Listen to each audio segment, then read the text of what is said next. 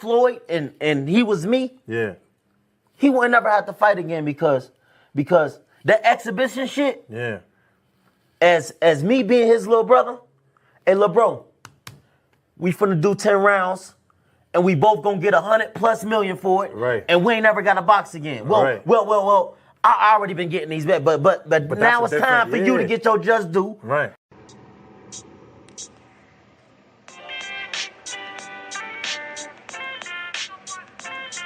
Yo, you know the deal.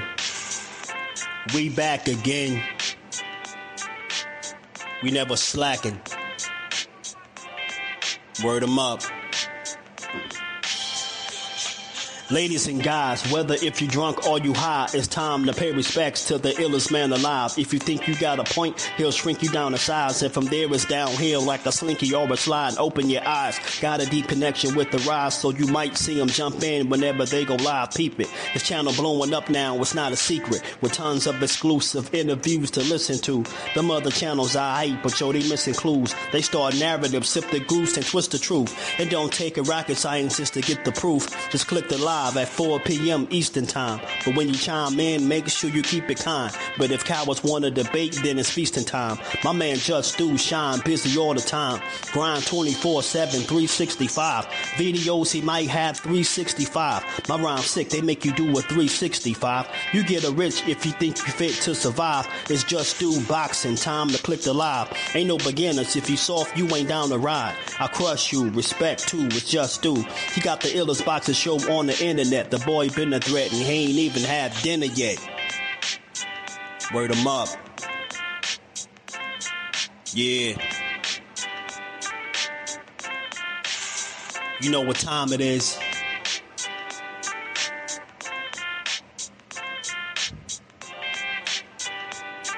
$4 p.m. Eastern. Click the link.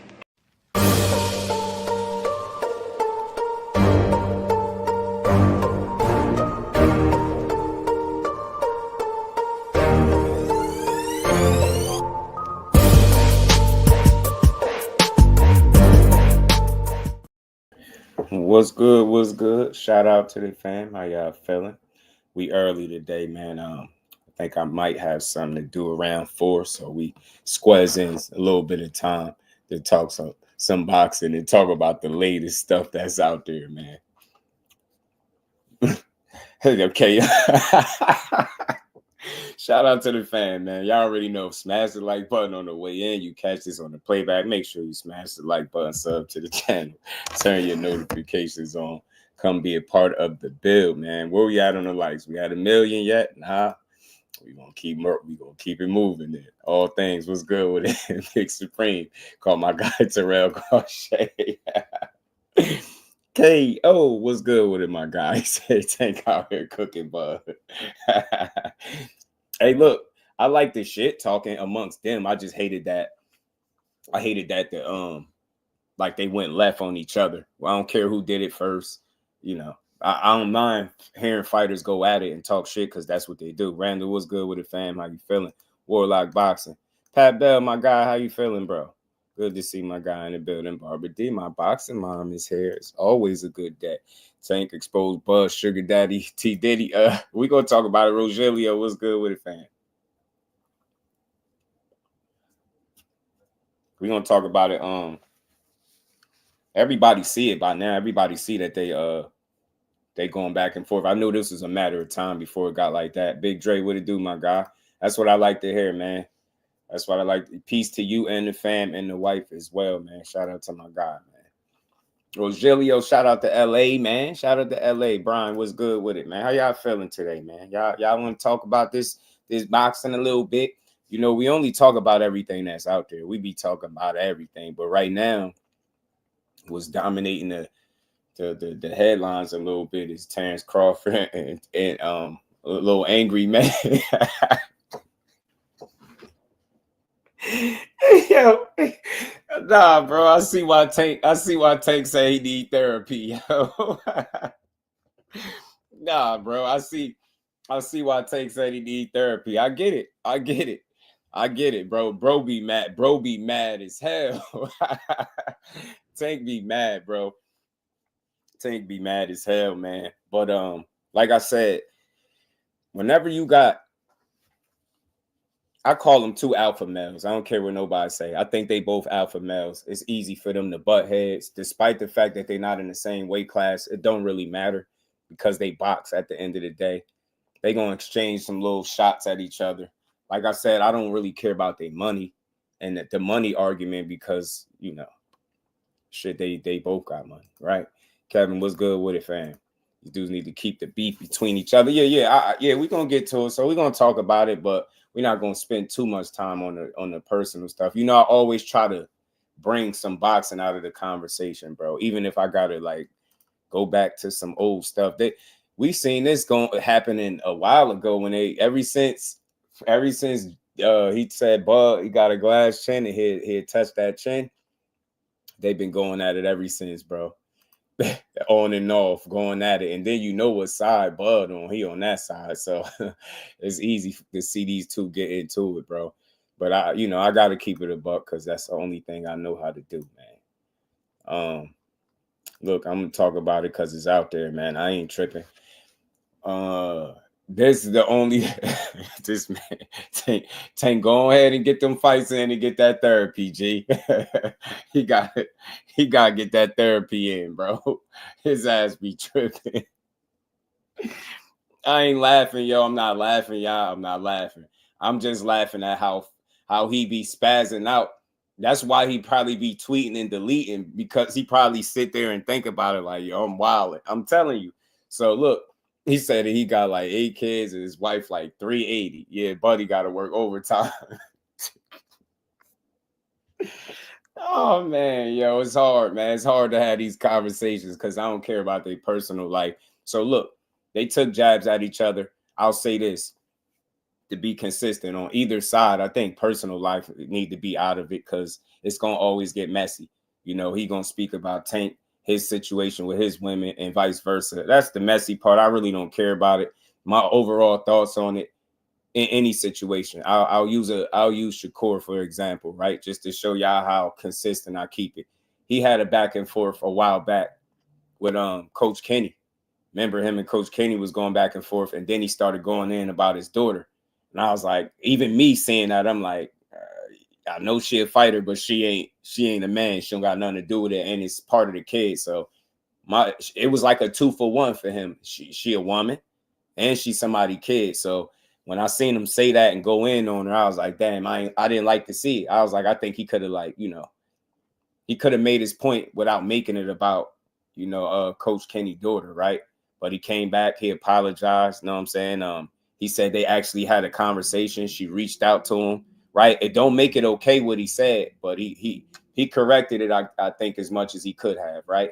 He apologized publicly, he talked to her straight up, and then him and, Coach Kenny had conversations since then. So it's no beef between them. And my thoughts when it was him is the same thing when it's Bud Crawford and Tank Davis. The women and children is off limits. I mean, they not when you at war, like everything goes. I get that, but you want to try to show some restraint, right? Some restraint and leave it out. But that's probably why, like I said, like he tweet this stuff and he deleted, bro, because he know, like at the end of the day, like yeah, that's a little bit much. You get what I'm saying? Like ain't nothing too much crazy to go off because he didn't really say anything about the kids. He said the wife. He just mentioned it all in one. So it's not the worst thing in the world, man. They gonna trade words. They gonna go back and forth. We gonna see this for a little while, man. I don't know what's gonna come out of it, but it's unfortunate. The biggest problem, the unfortunate part about all of this is that we can't get a fight because they ain't in each other weight classes. You get what I'm saying? DGO was good with it, fam. They do not like they don't like Turk. They don't like Big Turk at all. Tank has PTSD from being a short, super light skinned ninja from Baltimore. Yeah, he don't like nothing. He said Tank is a playboy. Yeah, crazy to play devil's advocate. You get what you start. You start ish. I mean, yeah. Ricky was good with it, my guy. He said, I'm here for all the skullduggery. Brian said, I don't care. It's funny to me. Boxing Dad, what he do? Rich Porco was good, fam. Tank is out of pocket, but Bud is out of pocket too. That's why I got much respect and love for Miss Barbara D, because she gonna be honest, and you know she love her some Tank. We all love Tank, but we, you know, us rocking with him as a fighter don't mean we can't call him out if he say something wild. And let's just keep it a buck. Like, you could have left the women out of it, but I'm not surprised that it goes there because, bro, it's wartime. We talking shit. Are we talking shit? So I ain't saying it's cool, but I ain't gonna lie to y'all. I'm not justifying it or anything. But I'm telling you, when it's wartime, like, you don't care about nothing. You'll talk about somebody pet. You get what I'm saying? You'll talk about a person pet if you got to, bro. So I ain't saying it's cool, but I understand it. And Tank just a little angry dude. And he felt like Terence Crawford said what he said about him being mad about the Met Gala. Now, he didn't tag Tank per se, but people read between the lines, at least Tank did. He felt like he was talking to him. So they started going back and forth. But I think it's light, like, right? I don't get why would he be mad about a movement that he don't even want to be a part of. So I don't understand why he would be mad. I don't think he's mad that he ain't over there in Saudi Arabia. He seemed like he glad that he the only one or one of the few that's standing, you know, staying loyal to the soil, should I say. But I don't think he's mad about not being over there. And I think Terence Crawford was just taking a little jab. He had to be talking about him. It wasn't too many other fighters he could have been talking about that would have mattered. So we seen a little subtle jabs. We seen this shit coming. You know what I mean? Malik K was good with it. Tank wasn't talking to Bud, but Bud had to say something. Bud needs to marry her. He's so righteous. I feel you. John's Garage was good with it. Tank definitely crossed the line going to Crawford's wife. Yeah, I mean, you know, it's unfortunate. Like, that's the part I don't like. But going at him, like, when they talk they money stuff, I ain't tripping on that because they two men. They can go back and forth all day about each other and they money and stuff like that. So I don't really oh nah, we got that. We're gonna get to that later.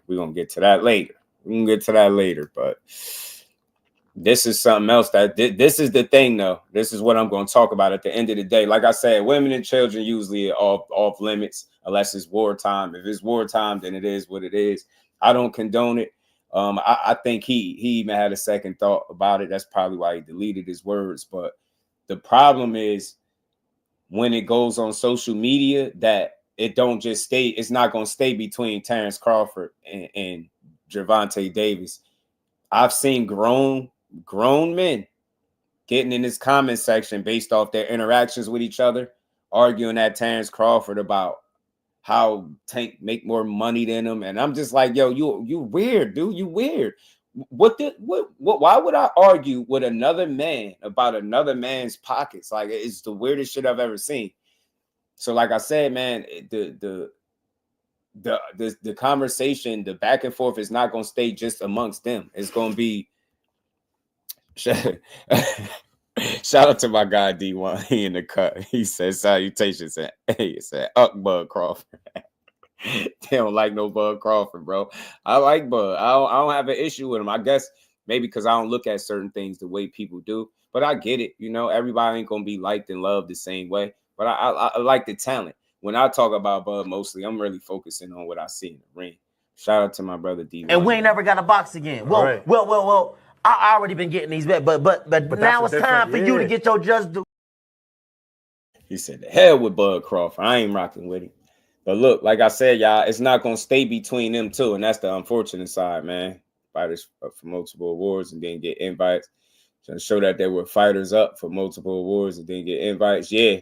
I think so, too. I'm going to just call it what it is. I mean, I don't think he was just sitting there talking about one individual. It was a couple people that was talking about it, the women as well. But obviously, the biggest name is the one that everybody going to connect his tweet to. So, I mean, I'm not here to say he wasn't talking about him, but you could see the shit brewing. And I hope it died down because, like I said, it's unfortunate. They ain't in the same weight class. They can't fight. But them going at each other ain't going to stop just with them. Like, and this is a perfect example. Shout out to Ishe Smith. Got nothing to say. I'm just reading his tweet. He just said, bro, hella emotional. Bringing up a man's wife and weight is beyond love. Kids and wives should be left alone, especially considering how many thoughts and gold diggers out here. I'm a rock and be down with the queen who lifted me up. I get that.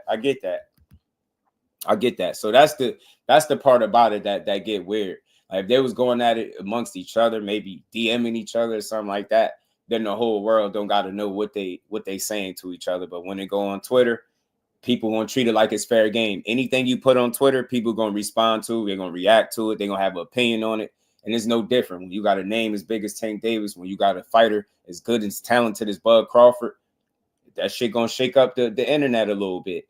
And it is what it is, man. I treat it like exactly what it is. It's content. I mean, I ain't gonna trip on it too much. I'm not gonna make it too personal. I don't take a side. You know what I mean? I hate to see either guy go personal, but I wish it was a way we could see a fight. You get what I'm saying? That'd be perfect, but it just ain't something that I think is physically possible at this point. You know what I'm saying? So we left to kind of deal with them having to talk shit to each other. And that's just what it is. That's what they're gonna do. Dragon Assassin, what's good, family? How you feeling? They're so righteous, he ignored Bud. Talking about Tank girl, but Tank reacting is the problem. Yeah, yeah, I mean, shit. No argument there. J.A., what's good with it, bro? P. Hunter, what's good, bro? So I seen it coming. Told my son, you can't start with people and dictate how they choose to finish what you started. Yeah, once Buzz said something, Tank was going to do Tank things. That I agree with. That's why I say, like, it's all how you want to look at it. To me, wrong is wrong. Just because a guy, I'll say this, one response don't really warrant the next.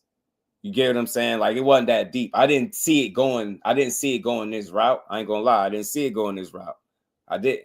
He did tweet, but he didn't add him for what it was worth. He was kind of speaking in the air. Everybody just felt like he was talking to Tank. But Tank ain't mad, though. That's what I'm saying. He said, you sound like you mad because you ain't get invited or something like that.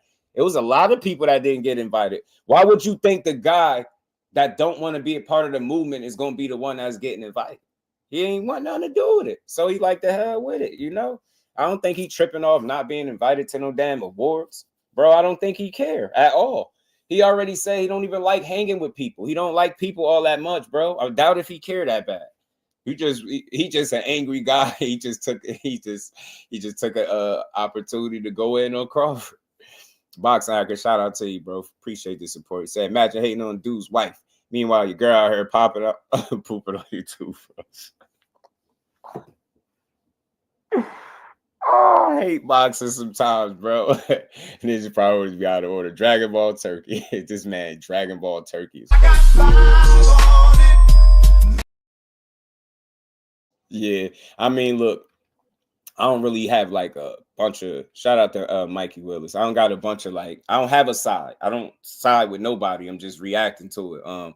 For me, women and children be off, but I ain't gonna lie to you. I ain't gonna say like I ain't never go in on somebody because when I'm pissed off, bro, I really don't care about nothing that concerns you. I don't care about you, your girl, your goldfish, your dog, your pet turtle. You know what I'm saying? The squirrels that you go outside feed in the morning, the birds that you feed by the water. I don't care about nothing that concerns you when it's wartime. So it just like bro said, you can't really once it started. Like it's like you slap me in the face and I punch you and knock you out. You can't tell me I was wrong because I didn't slap you back. Like just because you slap me don't mean I got slapped back. You slap me, I might just go in on you, knock you out. So that's all I'm saying. You can't do something to somebody and tell them how to react or respond. It just is what it is. It's unfortunate because I really do wish that, not saying Terence Crawford was in his weight class or vice versa. I wish the guy that he was getting into it with was somebody that he could put hands on because that'd make it all the more interesting. The words that have meaning. You get what I'm saying? Darren, what's good with it, fam? Monroe's probably thinking, why y'all get his ninja battery in his back? Yeah, the Monroe.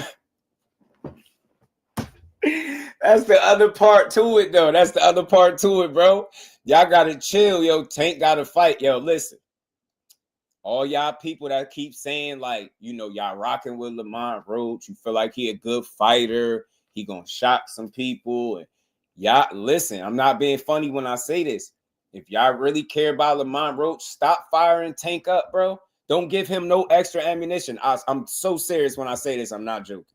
Do not give that man any extra ammunition. If you say you rocking with, you know, Lamont, you got to chill right now. What your best bet is to make sure Tank going into this fight at peace because then he won't have an extra reason to take it out on the guy he fighting. I'm not playing. One thing I've noticed about Tank Davis, if he going through anything, like anything at all, what would be looked at or deemed possibly a distraction, like if it's with like interactions with people and he got a reason to like be, you know, carry an extra little chip on his shoulder, anything like that, he gonna take it out on the opponent. That's just how he operates. It's good for boxing because he compartmentalized and he treat his opponent like whatever I'm going through, whatever's pissing me off and been pissing me off, the reason I'm mad is because of you. And that's how he treat the fight. So I love the fact that he can do that, compartmentalize and just take it out on his opponent. But I'm trying to tell y'all, if you are rooting for Lamont Roach, if you think about putting money on him because you feel like he's an underdog and he can make money if he pull off a crazy upset, your best bet, y'all better tell everybody to leave Tank alone. That dude been mad for at least a month straight. Bro has been mad for about a month straight, and y'all still pick it. Y'all won't leave that little angry dude alone. I'm telling you. Opulent, what's good, family? How you feeling? Shout out to Kevin. Shout out to my guys, man. J Boxing, what's good, fam? How you feeling? Pat Bell, that's my guy, man. I appreciate the support. Continue being you. You know it, man. Got to build the sport up. I take these challenging little conversations because I show y'all, like, I don't have a side. I love both fighters. I watched Terence Crawford from 135 to where he at now. I watched Tank from 126 to where he at now. I hate to see them go personal, but like I said, I do wish that either of the fighters were closer, you know, in the same weight class, and it was somebody that he could actually fight because it'd be fun. You know what I mean? If you just look at the skill set of a Terence Crawford, skill set of a Tank Davis, if those guys were somehow the same size, you can't tell me that's pay-per-view worthy. That's must-see TV. That's the only part that suck about all this. Like, because next week, people going to forget about this. That's the harsh reality. Like, ain't nobody going to be holding on to this stuff for too long. You get what I'm saying? It's going to be talked about for a few days. Then it's going to be all on to the next order of business. And like I said, I can't wait to we get through to this month because I think February is going to start. It's going to be the start of some really good fights to come for us, man. Shout out to Pat. Much love, bro. Appreciate the support, family. Sean, what's good? He said, I'm confused just when Terence mentioned youngins, domestic shit, then how somebody respond. Y'all from the hood, y'all know. Yeah, you know how this shit go. Nah, for sure. Like, look, he opened that can of worms.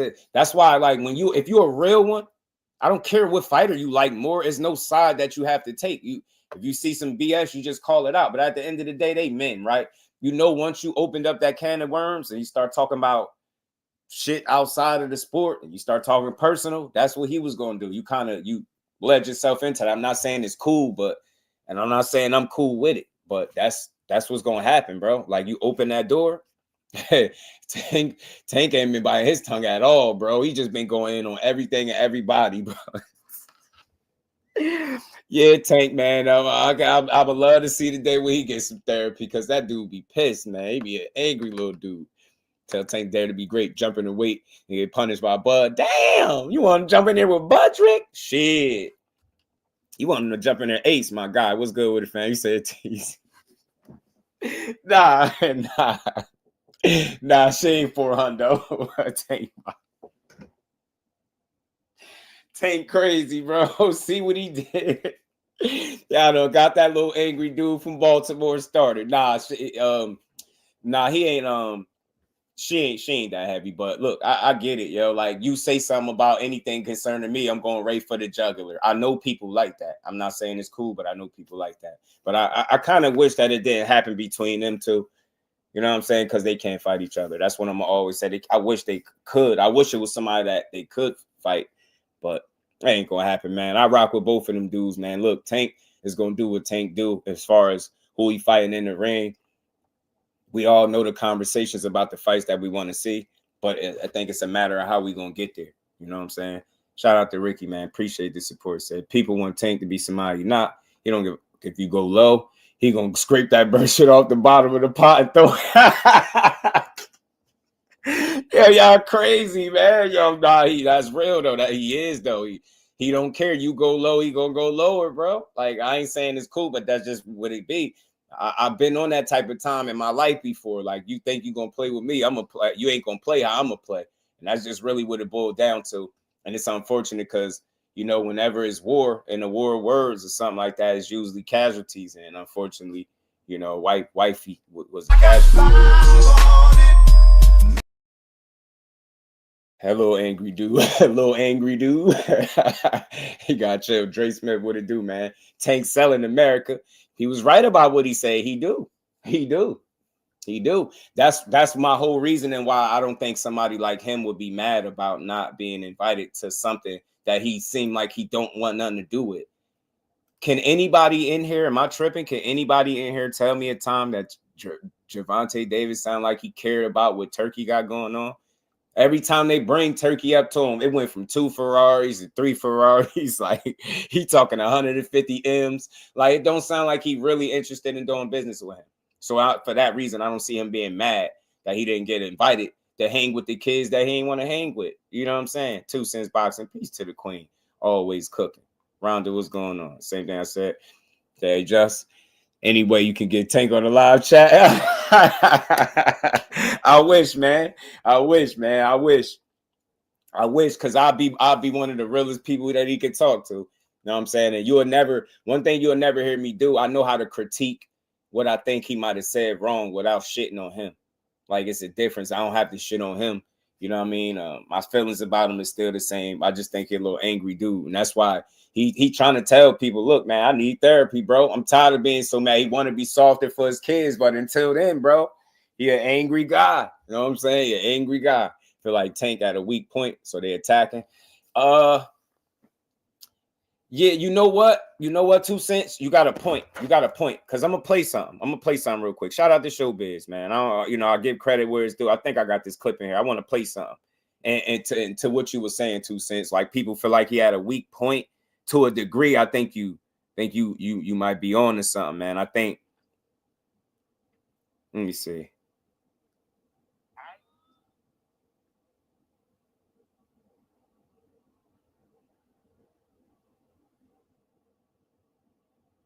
Let me see. I don't know. Let me play this. I think this is the video. I hope it is. I don't want to play the wrong one. But I'll chat with that little angry dude. God child, what's good with it? Well, if they know that's so they get Tank mad on purpose. That's wrong, yo. That's wrong, God child. They playing with somebody else's health. You gonna piss that man off knowing you ain't got to be the one to go in the ring with him. That's nasty work. That's nasty work, man. Tank gonna mess around, hurt something, man. Man, you gonna mess around, hurt somebody, bro. Shout out to my guy, Jusdueboxing, man. Much love, bro. Appreciate the support. He said, hit that like button. Like my brother, do working, man. We working, man. Yes, sir. Support the grind. Smash the like button. Sub to the channel. Super chat, cash app. We gonna keep building, man. We gonna have some fun for a little bit today. And we ain't never got a box again. Jusdueboxing. Melvin Air Podcast. What it do, fam? Bud versus Tank will never happen. Nope. Not even nothing to consider. It won't ever. Cash Sports, my guy, was good with it. He said she is fat though. Y'all crazy. Ask Bad was good with it. I'm out of that one. I ain't got no smoke for the lady. I get it. Prank Davis needs to chill. Ninja gotta wait to Bud face big facts. Oh, you said you want him to say it to Bud face. Budrick, Cal Cool It, my guy, was good with it, Brody. How you feeling, man? Hope you feeling better over there, bro. This weather been getting all of us. Relax and chase. Say, you know that ninja bipolar off his meds because it's go time. It's go time with Roach. Better let little homie live his life. Nah, real talk. Relax and chill. That's what he need to do, bro. Somebody to tell Tank, just relax and chill. Nah, he like, man, I ain't got time to chill. He gonna take it all out on Lamont Roach. So that's crazy that y'all doing that. And y'all out here talking about how y'all care about Lamont Roach. Y'all want to see him do well, shock the world. Y'all want to see him get paid. Y'all better leave that little man alone, bro. Leave him alone, because March 1st is not that far away, bro. He's still going to be mad come fight night. His ass Tank going to be pissed off come fight night. Nah, Riley was good with it, man. Peace, family. How you feeling, man? Shout out to everybody pulling up, man. Y'all make sure y'all hit the like button, sub to the channel. WMS 702. Shout out to you, man. Anybody that's new in here, man, say what's up to your guy. Lee was good with it, fam. Tank is a low life to who Bud is yet. The community will back him. It's embarrassing, yet Tank fans are something else. I don't think the man is a low life. I do think he has a lot of anger. He spoke on it consistently. Like, that's something, it don't justify it, but it kind of it creates an understanding as to why he go about. He be mad at everything. He said it. Like I've talked to people behind the scenes, like this shit that he's showing, they said this not like for show. They say he really be mad, little dude. Got some problems, bro. Bro be pissed off. I don't know about what, but it's a little angry dude. Young Simba, what it do? Tank over everybody. Mad at that. Tank a bad man. I Tank gonna fight Bud. Nah, he can't do that. Can't do that. That's never gonna happen. Respectfully, either way. I remember he said you new to the chat, man. I appreciate you being here. Welcome to the chat, man. Appreciate you joining the channel, man. Joining the conversation. Roach 1995, 2025. We lost another. Y'all crazy, yo. Yeah, hey Jay, you ain't right, bro. You just it's over for it's over for my Napoleon complex. Not for sure. For sure. He little can't do nothing about it but punch people. For sure. He ain't got time to be playing. Little dude be pissed off. Blunt Sports, what it do? But I will say this. I like both fighters. I like what they do. You know what I mean? Inside the ring. I hate to see that they had to go left on each other. I hate that. But far as them taking jabs at each other, talking about each other's money and stuff like that, I don't care about that because it's on them too. But I don't want to hear, you know, whether it's Buzz saying anything about his domestic situation or vice versa, him talking about kids and wife. All that stuff is messy. But them two alpha males at the end of the day, man, I'm not surprised that they butted heads. You know what I'm saying? Transversary really Wesley Sniper. Oh man, Bud was trying to be Captain Save Turkey. He ain't had to send subliminals to Tank. But you think about it though. I'm gonna be real. Let's talk about that. Y'all talking about the first tweet, right? That shit is light though, bro. You get what I'm saying? That's like poking a little bit of fun. You get me? I didn't think it would go from what from that tweet to this because I didn't think it was that deep. But I told you, little angry. I ain't never seen Tank tweet as much as he been tweeting lately. I'm telling you, he been on everything. He been responding to fans, both good and bad, though. I've been seeing a mixture of both. He been laughing with people, laughing at people, going at people. He been doing a lot, bro. Bro been tripping. He having fun is what I think he doing. I think he having fun with this shit. Even with what he said about his girl. That's why he deleted, bro. He get that stuff up out of there. He like, man, I'm bugging. I got chill. Somebody probably talked to him, say, man, you bugging, man. Delete that. Delete that, man. When you talk about that man, fan. Ain't tired of the talk, can't blame him. He just being him, to be honest, like being, the dude that ain't really playing with nobody. You know what I'm saying? And like 2 Cents was saying, I think people feel like they are catching them at a time where they could take shots. And I think for one of the first times, it looked like there's a movement going on. There's a movement in town or out of town, however you want to look at it. And it's not centered around just Tank Davis. And for that reason, people are looking at it like, because there's two different mentalities at play. There's people that's in the mix and they feel like they just making a good opportunity. Like you heard what Shakur said, I ain't kissing no ring either. I'm all about respect. He was like, Turkey cooler than what people think he is, right? Said, I'm all about respect. I ain't kissing no ring. You get what I'm saying? I'm taking an opportunity, basically what he's saying. So you got people that's cool. They feel like they like the opportunities that Turkey is providing them with.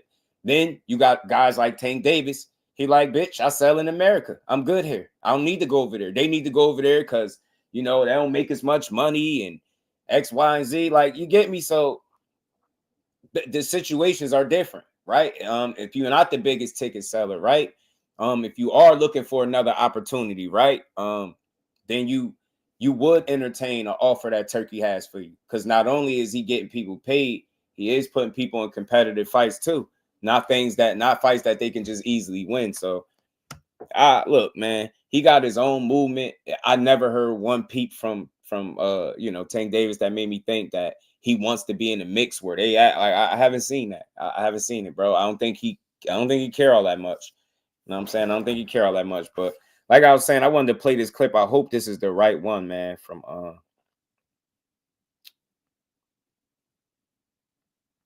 I hope this is the right one. I thought I had it. All things by your guy. Manager Mark blocked me for telling the truth. I thought we needed answers. What you got blocked for, man? What you got blocked? Damn, they blocked Hacker, not the hacker, not boxing hacker. They blocked you. They blizzard you, huh? Got you up out of there, huh, big dog? You know what I'm saying? Somebody got you up out of there. I don't know. Richie L was good with it, fam. Shout out to everybody in the building. Y'all make sure y'all smash the like button, sub to the channel, turn your notifications on. Let's rock. Tank like easily win fights. I'm telling you, we're gonna have to have that conversation, bro. I don't think a guy like him is not confident in himself. I just think fighters real recognize real. I feel like the shit that he say about certain guys, he know that those guys are the challenges, right? And it's a certain way he respond to those guys. You get what I'm saying? I don't think that it's people in boxing that he's scared of. You know what I'm saying? It's not too many people that's possessing the same exact level of skills from a complete standpoint, man. That dude very dangerous, bro. And then being that, I don't think you scared. I do think, you real recognize real. You know, there are certain fighters that test you and challenge you, right? And I don't think you're scared to fight them. But I just don't know. I don't have all the answers, bro. You know what I'm saying? I don't have all the answers. Only more content creators took Marty's stance. What I missed, man? Shout out to manager Marty. But low key love Tank. Yeah, man. Look, yeah, he do. And he can fight who he wants. Yeah, they're not scared, but you know who not to play with, right? Like, all right, when I hear him dismiss Shakur as a talent, that I honestly think he feels the exact opposite of how he say out loud. 100%, I think that. So I don't care. He probably could feel like he can beat all these guys, right? And I wouldn't doubt he's supposed to feel like that. But at the same time, I think he knows where the challenges lie. You're not gonna just tell me that nobody in boxing could even relatively even be a challenge for you. You're not gonna tell me a guy that all he does is win, don't really give up rounds, don't have a chance to beat anybody he get in front of. You get what I'm saying? So real always recognize real. I don't think he's scared of a single one of these dudes, but he moving at the beat of his own drum. You even heard him say it. Since y'all all over there, then fight each other then. You know what I'm saying? And it's almost like you taking the ball and going home. I don't like that because I don't want to see him take fights off the table for himself, right? He's far too talented for that. I want to see these fights. You know what I'm saying? Scream out. Nelson, what's good with it, fam? Peace to the Queen, Lisa. How you feeling today? Shout out to the Queens, man. Nino Brown said that's why Tank's retiring. He don't want to fight the best, and he's going to be forced to. If he stays boxing, I listen. I hear you. I just think, that retirement talk. It seemed like some of it came from the business that is boxing, right? When you hear him speak about it and how he say it's fake and how people be fake, and then you see how he was once cool with guys, then you no longer cool with him. He just got a lot of little issues. He feel like people try to get money off him, clout off him. Like, I think the business could wear you down. I really do. And I think that you got to think a guy that's been boxing since 6 years old. He's 30 now. Count the years from 6 to 30. Count the years from 6 to 30. He's 30 right now. 6 to 30, bro. What we looking at? 24 years of actively doing this. I'm only saying that to really put things in his perspective. At 30 years old, he's saying that because he's been boxing since how long? And that's all wear and tear, mileage on the body. And then when you see the business ain't really what you thought it was, or boxing ain't really what you thought it was, then you don't want to be there. You know what I'm saying? You might not want to be there, but I don't think that'd be too obvious. I don't think he's just trying to get out of fighting everybody. You know what I'm saying? I don't think that. You gotta want to fight these guys. You get what I'm saying? Because if that was the case, I don't think he would have even been trying to fight Lomachenko. You get what I'm saying? If he just wasn't trying to fight nobody. That's the unfortunate part about the guy he's facing now. It looks as if that was the guy all along, but it really was Lomachenko and his back situation that, So greetings from Havana. Shout out to Nelson, man. Shout out to Havana too, man. Suppose what he's saying, try to make the people believe that 365 testing doesn't exist based on part of an interview from Margaret Goodman. Yeah, I can't do the rabbit holes. I can't do them. They stress me out in boxing because people just be reaching. Casino, what it do? Tank is loyal, even to his own detriment. I respect it. Now he is. I mean, that's how Tim Bradley drew it up. That's what he said. I told my girl I retired from being faithful. Behind the ass a fool, bro. Behind the ass, you a fool, man. Hey, Big Supreme, you could come up if you want, though. Food for thought. What it do, fam? Anybody that call me KB, rock with me. Just so you know that. Shout out to Food for Thought. Shakur threatened retirement because he didn't get Navarrete. Shakur threatened retirement because he's seen fights that were deemed to be fights for him being given to other guys. Like you said, Big Supreme, he's seen Navarrete get by, seen Lomachenko fall by the wayside. Guys was just getting other fights. But he also said he was being emotional. He also came back on Twitter and said I was being emotional with that retirement talk. Like he ain't doing that shit no more. And since then, he been locked in. So that's what I like to see. But yeah, that will fall in line with the business of Big Supreme. Think about it. Name me one reason why Shakur Stevenson shouldn't be able to fight a Navarrete. You get what I'm saying? Frank Martin, Lomachenko, any of these guys, right? It ain't him not wanting to fight. It ain't Williams and Peters. You get what I'm saying? You really watching this shit happen right now. He literally about to fight a guy that we deem a prospect because the guy in Williams and Peters rather entertain a rematch with a guy that he just beat. Barely. You get what I'm saying? The business of boxing is shitty sometimes. Shout out to Nelson. Appreciate you, bro. Appreciate you. That saying retirement was a threat to PBC. Get your ish together before I walk away. Hey. Talk to him, bro. Talk to him. Like, let's talk about it. That's the real reason I think. You get what I'm saying? I think the business is moving. Man, let's talk about it, man. You telling me you ever seen a Tank press conference the way it looked with this Lamont Roach fight? Have you ever seen that in your life? You don't think that could piss him off and all he do is get in there and fulfill his end of the bargain? Every time he get in there, he give you a show. He smoking these dudes. He getting rid of guys. You get what I'm saying? He continue to put the asses in the seats.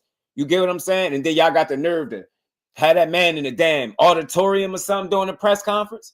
And you think he was supposed to be grateful? How? How are you showing him that you appreciate him and the work that he put in and the money that he brings to the sport by having some half-ass press conference? Yeah, I think that should have pissed anybody off.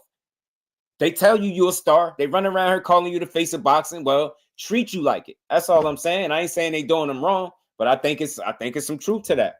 Listen to what he be saying. He said this shit fake. It's fake, man. Like he be saying it without saying it. He be trying to tell y'all everything ain't what it seems, bro. Trying to tell you. Shout out to Young Simba, man. I appreciate that. The voice, keeping it real, not like these other soft YouTubers. Regardless, if we got different opinions, you hear people out. Get this man to a mill. Yes, sir, man. Yeah, man. Young Simba, I appreciate you recognizing that. And I'm going to say it to everybody while we in here. This is the only channel where you probably won't hear a person being disagreed with. I have no interest in disagreeing with real boxing supporters. If you got a train of thought, talk to me, man. We could talk about it, man. I ain't here to disagree with nobody. You know what I'm saying? I know how to have a conversation, and you can't really have one always trying to disagree because you will never learn no shit like that because you're not open to anything anybody else say besides your own train of thought. So you'll find somebody, you'll hear people, I disagree. And every other statement, I disagree. Nah, your ass don't want to learn nothing else. Without me disagreeing and me being willing to hear other people out, I get a lot of different perspectives that I could appreciate, man. And I rock with my supporters. So if y'all got something to talk about, we gonna build it.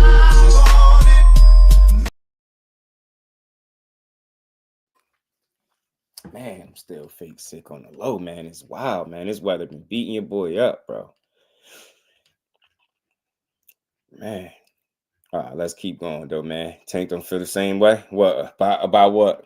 I think it's business related. When I say business related, like you heard it. You heard them people saying like they do Canelo a certain way. Why they don't do him the same way? Like the way he being treated. Like I said, you ain't never seen none of his press conferences look the way it did. And I'm not knocking it. I'm going to watch it regardless. But that shit had to affect him. Like he had to feel different. He had to look different. It just wasn't right. His energy was off. Looked like he was preoccupied and like just not really in the moment. You know, you get what I'm saying? And I think that's business related. Tank no Shakur and Key are a problem. I think so. I think he know that. I think he know they real. They real. Even French contenders, Morrell and Andy Cruz are a threat. Yeah, I think Tank beats everyone 135, but Shakur and Key versus Tank are 50-50 fights. I think those are the more competitive fights. Nah, for sure though. For sure. I would never argue that. He 100% an emotional dude. Big Supreme. 100% he is. 100% he emotional. But I think that I can't say I know where it all comes from, but I can say, just imagine, bro, all you do is get in the ring, win. and more times than not in spectacular fashion, right? And you constantly winning. And then just hear me out. I ain't saying I got all the answers. I'm just throwing something out there. And then this is off the back of you saying you got one of the biggest deals, bigger than Floyd Mayweather. And then in one of your next fights after Frank Martin, they got you in the damn gym auditorium promoting your fight. You get what I'm trying to say? You like, yo, what kind of shit is this? Rinky deep. You get what I'm saying? Shit just look different. Then you might have some other personal stuff going on that we don't know about as well. So I'm just thinking it's some issues. You know what I'm saying? I'm thinking it's some issues. Yeah, for sure. We'll literally see Keyshawn and Teofimo talk about suicide. Yeah, man, they had some trouble too. They had some, man. Keyshawn was in the you know, he said he had spent time in a mental hospital. So, you know, that shit was real. Press conference was BLK Promise. Hey, Jay, you telling me that's not going to piss a guy off if they calling him the face of boxing? If they telling him he got a deal bigger than Floyd's? And then you would think with that kind of money in play, everything is going to be on the up and up. You're not going to have no mishaps like you did with the presser. I'm not shitting on it, but I'm telling you what people seen. They like, bro, that didn't look right. That's all. I'm not fighting the best is what it seems. I get you. I get you. The two most capping ninjas, the nerve to talk about who's capping. Long-winded and wrong. Shout out to Kyle, man. Shout out to my guy, man. Y'all make sure y'all hitting that like button. Dante, my bro, was good with it. Shout out to Young Simba, too, man. Appreciate y'all. Shakur got Kid Austin problems. Nah, Kid Austin got Shakur problems, guys, child. Kid Austin got Shakur problems, you know? And I don't care to the day they lead the same weight class to the day they stop boxing. That's a fight I'm always demand. Shakur got to go get his Super Bowl fight. Keyshawn is not a 50-50 fight with Tank. Keyshawn is too willing to throw caution to the wind. Shakur is disciplined enough not to do something stupid like Keyshawn. I just feel like I'll say this, P. Keyshawn's style, the way he fights stylistically would give Tank Davis more opportunities, but it could be I don't want to say equally as dangerous, but if he possesses his own level of threat too.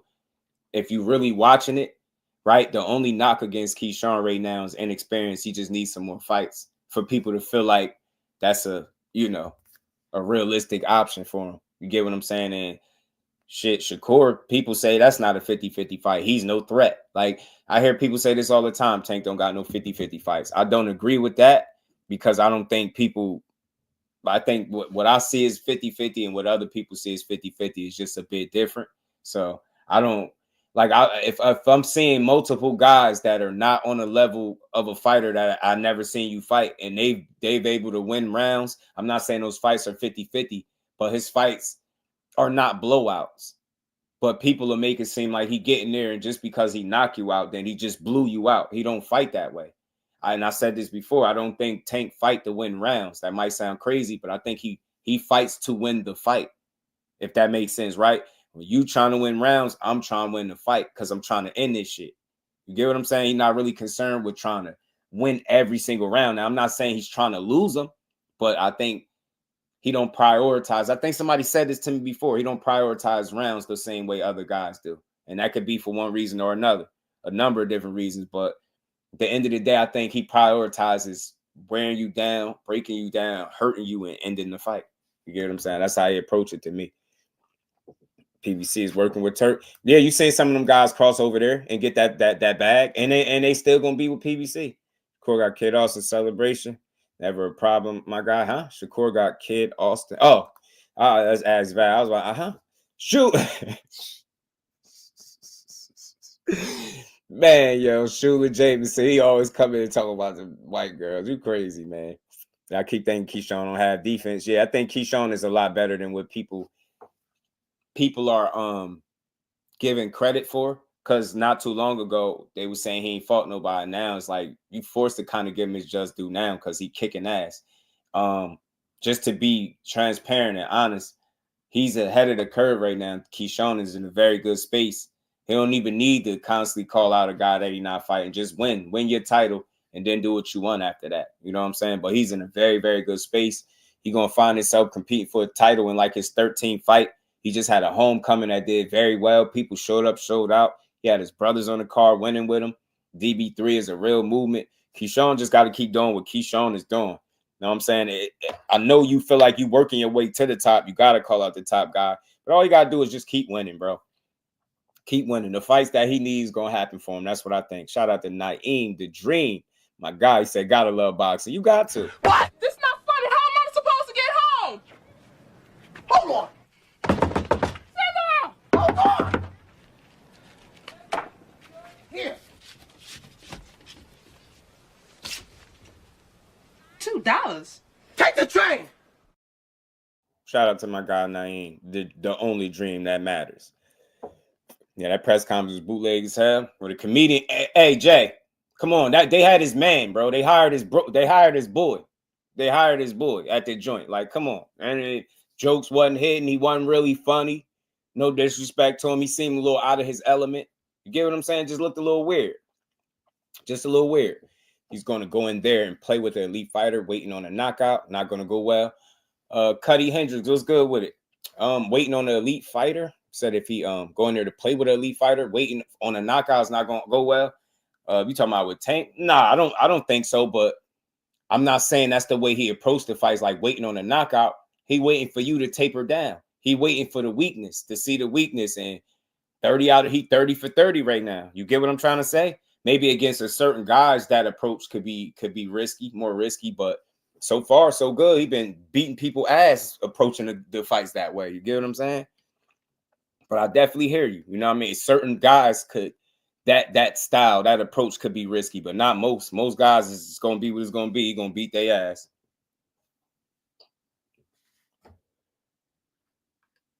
So they might sound done, but perhaps Tank is giving people more bang for their buck by extending those rounds. He just may not be in a rush to get a knock you out. I think he's just strategic. He take a strategic approach, and the approach he allow you to build up this false sense of confidence with most of these guys, because they win a couple rounds, they get comfortable, they get lax, and they forget that they're in there with one of them apex predators, and they end up meeting a demise. He said against who? Listen, I think he's fought good competition. Has he fought the absolute best? I think that boxing has to offer. Not just yet. I think some of the people in which he fought him was some of the best at the time, right? But there's still something to be desired. There's still fights that you want to see him in. That's all, and that's okay. You should want to see that. We had this conversation all the time, but I'm tired of. I can't be the guy. Follow me for a second, y'all. I don't box. We talk it. We build on boxing, right? So this is my ideal. I can't get in there and do what he do. And you can't tell me him winning the fights the way he's winning the fights is easy, because they're nobody. You still got to win. Like, you see, how many upsets you seen in boxing? How many times you seen a favorite lose in boxing? Just because he the favorite don't mean he guaranteed to win. What I'm saying is, I don't give a damn how many layups and shit you get. If that's what y'all think his whole career is just easy fights, at some point, you don't think somebody would have got him? You don't think somebody would have, like, no upset would have happened? We just seen Jaime Munguia get knocked out by somebody with 4 knockouts. Come on, man. Ain't nobody in the world see that. That very same shit could have happened to Tank. He fought some guys that could punch pretty damn well, too. I'm just telling you, it's a certain level of skill you got to have to win the fights that he's winning. That's all I'm saying. Are they the absolute best I think boxing has to offer? No, but on the flip end, ain't none of these guys fighting their exact level of talent. Right? Shakur said it himself. He said it yesterday. He ain't been in there with a Tank, right? So let's find out. So that's why I don't trip so much on him. I don't care how old he is. At the end of the day, these dudes, opportunities come at different times, and you got to be ready. You know what I mean? But I do acknowledge the work that he's put in. I can never look at his career and say, yeah, he ain't did nothing. I just think that's being ridiculous, because imagine saying he ain't did nothing and the person that's saying it did even less. You get what I'm saying? The man got 30 fights in, and people be running around. He been in 4 different weight classes, and people with a straight face, with confidence, run around. He ain't did nothing yet. He ain't fought that. Name the top 3 people you want to see him fight, and you remove them out of boxing, and who's left? That shit get thin as hell, man. 35 is not deep. It's not deep like it once was, bro. It's really not. It's really not, man. So look. Say this and we're going to keep it moving. I want to see the same shit y'all want to see. But just because I haven't seen that yet, don't mean I can't acknowledge the work that's being put in thus far, right? I see it. You got to get in there and win these fights, bro. You got to get in there and beat these people. You know what I mean? Nobody could be overlooked in boxing. The Rise podcast, my guy, sitting here in the building. My Cuban boxers are going to dominate boxing soon. Shout out to the Cuban fighters. Shout out to David Morrell because he next up. Motown, what it do? My son, Keyshawn. Keyshawn, my guy, man. Keyshawn, my guy. Tank is a gimmick. I don't think he's a gimmick. I think he's a guy that brings a lot of eyes and money to the sport. And I think what he garners heavily weighs in on who he fights. I do. And I said this, I'm going to have this conversation in this whole separate live and we're going to talk about it. I think it's a reason for this shit. You get what I'm saying? It's a reason for it. Pugilism was good with it. Tank got caught out of pocket on this one. Yeah, he did. Buzz simply said they both weren't invited and he crashed the party, meaning that the machine can't stop them. Boxing establishment has to recognize. Yeah, man, he did. He said he remembered not being invited. It's a bunch of stuff, but people only going to highlight the one tweet that they felt like was aimed at their guy. Then they ain't going to hear nothing else. Shout out to Boxing Hacker. Kenny Drake said, boxing fans got to be the most emotional sport ever. Hey, bro, you right, though, because you know why? I think because you can't play it. The fact that people can't play boxing, it's a lot of emotion, energy that go into this. It's no sport that give you the energy that boxing give you. You get what I'm saying? When you see a fight, it's nothing like the fight energy, man. It's easy to get invested in this shit, man. It's easy, but I try to be even kill, you know. How many wars he been in? Wars don't equate good fights. Wars don't equate good fights. Just because you're in wars don't mean you've been in good fights. Fundora been in about 3 or 4 wars already. And I guarantee you that's going to shorten his career. Another guy, look at Ruslan Provodnikov. Every time he turned around, he was in a war. Where he at now? That shit don't, you know, just because you're in a war don't mean, you know, that's a good fight or that's good talent that you in there with. You get what I'm saying? I know who y'all want to see in fight. I want to see them too, but we can't keep acting like a guy never fought nobody because he ain't fight the exception of like 2-3 people. Think about what you're saying about boxing. If you're disregarding every single opponent that he's faced without giving credit to not one single soul, that shit is ridiculous. It's stupid. He didn't start his career being 30-0. Like people act like he just woke up and that was it. Like he had to be built too. He started at 26. Who was he supposed to be fighting all this time? You get what I'm saying? I just think people are missing it. Yeah, I know them couple names. I want to see them shits too, but I ain't about to be stressing. I ain't going to ignore good talent, man. You fought some good fighters, bro. I don't care about the belt. Hey, Cuddy, you care about the belt. He don't. That's the problem. That's the disconnect with Tank. What y'all want for him, he don't want. He don't care. He don't care. He know the people that really rock with him is cool with what he doing and who he fighting, and they're going to support regardless. But he told you too many times he don't care about belts. That's the only issue. I can see if he cared about it and he wasn't, like if he was trying to pursue him and couldn't do it or was unsuccessful. But the dude tell y'all, I don't care about belts. I don't care about legacy. He said, I want my money and I'm out. Get what I'm saying? Need to start complaining for sure. Shout out to 2 Cents. Yeah, man. The complaining don't get us what we want, bro. Tank. Samuel, what it do, man? Samuel, what it do? D1, my guy. What's good, family? Dog fight don't mean it's a good talent for a fact. Yeah, it don't. But I get what you're trying to say, but he ain't gotta be in no dog fight. Yeah, 30-0 with 1 belt, but he don't care about the belts though. You know what I'm saying? He's not necessarily chasing belts.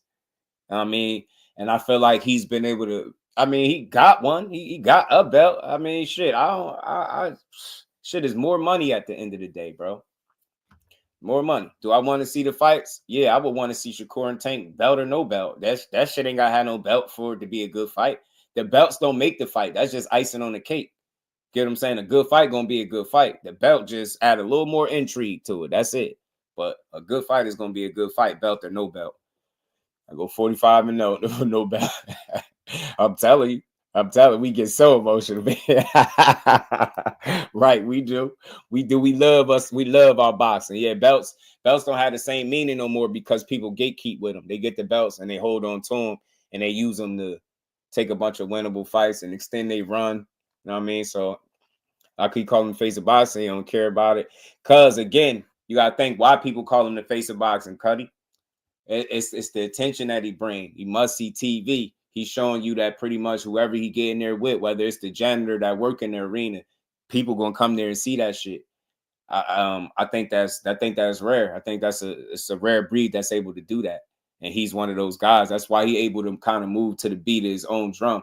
Like he can go the rest of his career getting criticized the way y'all criticize him, but none of that shit had changed the money that he make. It's not gonna change. And if he's telling you F belts, F legacy, I want my bread and I'm out of here. While we keep talking about, yo, he only got one belt. He just told you what it was. Like, you get what I'm saying? Like, I don't feel like that determines the quality of the fighter. The belts don't do that. You get what I'm saying? It's the quality of the fighter that gives the belts the validity, in my opinion. You get what I'm saying? Every title, everybody that's holding a belt ain't a champion to me. Some of these dudes are just title holders.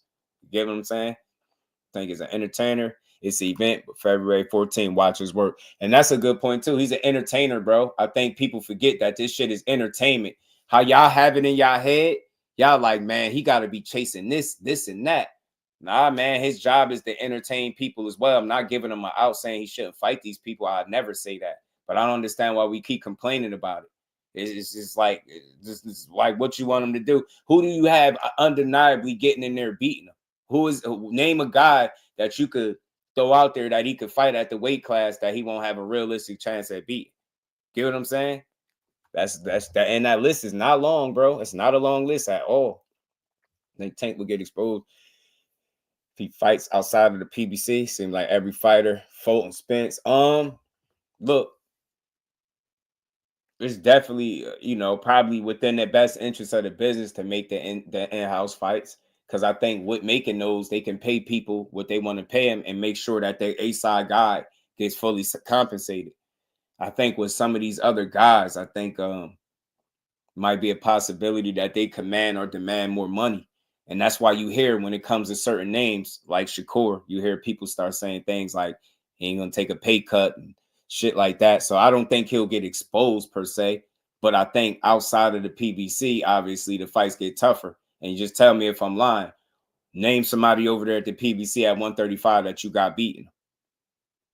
The names that people are want to see him fight the most, they're not at the PBC. So I don't think he'll get exposed per se, but I think the fights outside of in-house fights will get more difficult and challenging, just like with anybody, right?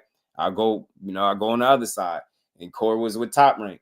You see, they make in-house fights as well, right? Because it make more sense for them, right? Easier fights to put together and make. You know what I mean? And they just can keep their guy winning. So some of this shit is business related. It's not as simple as just looking at a fighter and saying, yo, you ducking. Because can't nobody say that. You get what I'm saying? Can't nobody say he's being ducked. So, nah, I don't think he gets exposed outside of the PBC, but I think the fights get more competitive, more difficult, obviously, because the names that people are asking for him to fight the most are the guys that are not on PBC. Get what I'm saying? He just fought somebody on that side, right? On that side of things, right? With Frank Martin and some people complain about that. So I think the biggest challenges for him are not on PBC. You know what I'm saying? But exposed, that's tough. You're going to have to beat his ass, bro. You know what I'm saying? You're going to have to beat him up. Belts are a marketing tool to sell fights. The fighter always make the belts, and that's a fact. And what I'm saying is that's why behind the hands, I believe he's always had one belt lingering around, right? He keep a belt to some degree, right? But he's able to just sell the fact that he's going to get in there and knock you out, bro. You get what I'm saying? Now, it's only excuses if you don't know how to have a conversation, bro. Hey, Cuddy, if you got all the answers, that's that you one of one, bro. But without having all the answers, you just got your opinion and I got mine. I'm just leaving room for a conversation other than trying to frame a guy of being a duck when none of the fighters that you want to see him fight can say with any certainty and be honest about it and say, yo, I'm being ducked and avoided by this dude. It would be a damn lie. It would be a straight up lie. You know what I'm saying? It'd be a straight up lie.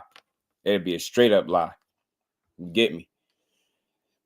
Shout out to Thomas Hill, my guy, man. That Tank should be the face of boxing entertainment. I mean, look, that's that being a big draw, bringing a lot of eyes to this, to the sport, being a part of big numbers. You know what I mean? Meaningful fights. Like, you gotta think he's an event every time he fight. He is the opportunity. He is the big fight for these people. Every time he get in there, he's everybody's biggest fight for the most part, right? In terms of the opportunity, right? So I think that's rare. I think that's one of the reasons why people are calling one of the faces of boxing. I don't think there's any one face, but I think you can look at him and You could say that he's definitely putting on. You get what I'm saying? Like, what he doing, I ain't gonna say is easy. You know what I'm saying? I ain't gonna say it's easy because he ain't fighting the guys you want to see him fight. But you show me a fighter that could win 30 times in a row and it'd be easy, and 28 of them be by knockout. And then the only thing you're gonna say, well, you fighting all tomato cans. And then I ask people to tell me the tomato cans, and they move the goalposts. I don't think he fighting tomato cans, but it definitely favorable matchups. But that's boxing for you, man. That's how they keep that money growing, man. Their job is not to put their guy in fights that they can lose, man. And that's a real conversation that people don't know how to have. That's not. Shout out to my guy Said, man, listening in while I'm trucking. Good show. Shout out to you, bro. I appreciate that support, family. I got 5 on it. Shout out to you, Mr. Empire with a Duke. Killer B said they talk like it's 10 fighters calling 10 out. It's not. It's 3 or so, maybe fights that you want to see the most with him. You know what I'm saying? That you want to see him fight the most. It's not a lot of those guys, bro. Best ain't fighting him either. Crush. It's on both sides. And then Crush, when we make the point and say these other guys ain't fighting that same level of talent, I just try to keep it consistent. You get what I'm saying? Then they say how old he is. Well, none of that shit matter. If you're a top guy, you should be fighting all top guys, right? That's your argument. He's a top guy. He's not fighting the top guys. So are the other top guys fighting tank level opposition? Get what I'm saying? That's why it's a moot argument at this point. It just don't even make no sense to make it. Let's see the fights as they come, bro. I'm not a guy that's wanting to sit up here and argue about ducking all day and what he's supposed to be doing. That man is supposed to, every single time one of them fighters step into the ring, they overall probably their number one goal is to make the best decision for themselves and take the best opportunity for themselves. And a lot of times that's not what we deem the best opportunity. That's for our entertainment and our dollar. But if you're thinking in terms of business, you're not putting people in those type of fights if you don't have to, if they're not lucrative enough. You get what I'm saying? So it's a lot to consider when some of these fights get put together, man. It just I'm not willing to write somebody off as some type of duck or something because fights are not getting put together when none of these guys on either side can say that the reason these fights are not happening is because guys are being avoided. That's not the case. PBC is quiet for a reason. I hear they're gonna have a good 2025, Barbara D. I heard they're gonna have a good start to 2025, and we seen it already with some of the announcements of the cards that's coming. So Dante, my guy, said Gary Antoine Russell fight Tank at 140. I would love that fight. Absolutely. Do you call in the February 22nd card? Most likely, bro, because my guy on it. Most likely, if he wasn't on it, he was fighting in the States, I probably would have been there. But yeah, Jay, I probably call that fight most likely, or that card, should I say. Tank Smart, stay away from Turkey because he'll make the fight the best. I mean, look, we could talk about that. Because I seen this post that I had the clip from earlier. I seen this on Twitter. And somebody said every boxer has the right to do business with who they want to do business with. But the reason certain guys don't want to work with Turkey is because they won't be able to just pick any opponent and get paid for their price. It's about who Turkey wants to see you fight. In parentheses, the best competition, while getting paid a lot to do it. He says certain guys want to get paid strictly off their name while picking and choosing. Nobody is forcing anybody to fight strictly in the UK or exclusively in Saudi Arabia either. Let me take this off, man. And he said, and that's nonsense. Man, I get that to a certain degree. I can rock with this.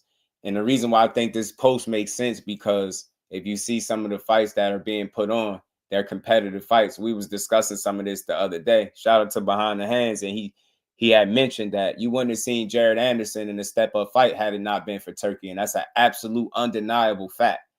So it's credence into what this guy is saying about, I don't know if that's the number one reason why guys not want to work with him, but I know for sure that if you go over there to do some work, you got a very good chance at getting paid well and being in a competitive fight. And I guess, for some people, that's not ideal. You know what I'm saying? It's not ideal. CJ, what it do? Yes, sir. Jordan was good. Belts don't sell me a fight. The fighters do. That's a fact. That's what I was just saying, bro.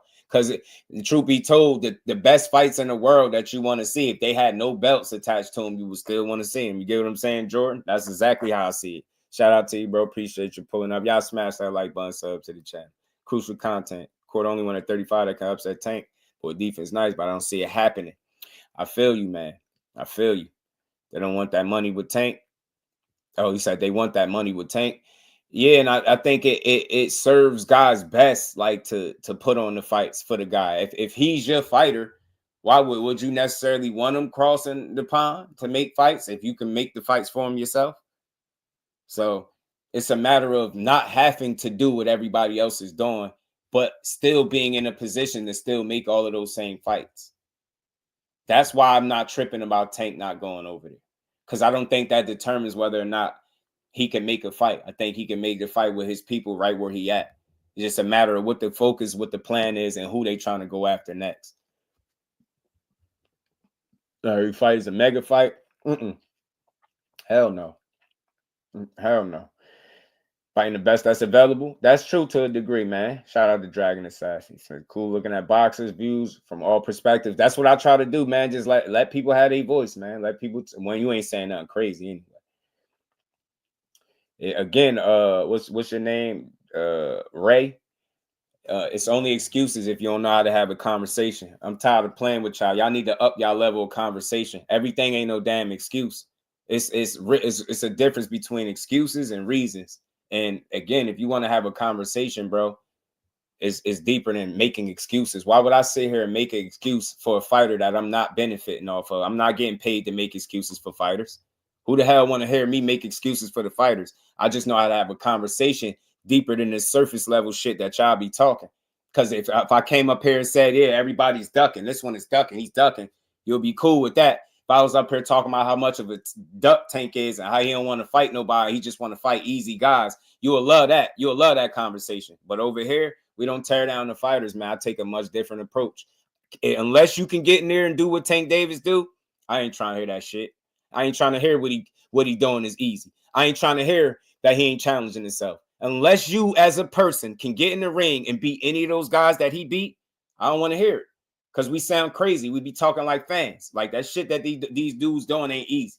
Is it the most difficult? Probably not. Probably not. But I'm not going to dismiss everything of guys, all the work he put in. Like, y'all really feel like y'all know what's best for these fighters at home and how they should move based on what you say. Y'all ain't made no fights. You ain't been in none of them rooms, none of the conversations. Y'all don't even know how none of these fights get made. Y'all just say anything. It's wild. It's wild. Shout out to Real Power. LaMarcus, my guy, what it do? Looking forward to PBC cards. Me too. This upcoming year for sure. Tank don't need turn. No, he don't. He don't. But I'll say this too, though, Killer B. It shouldn't be about a need. I don't think he should be completely closed off to an opportunity there either, though.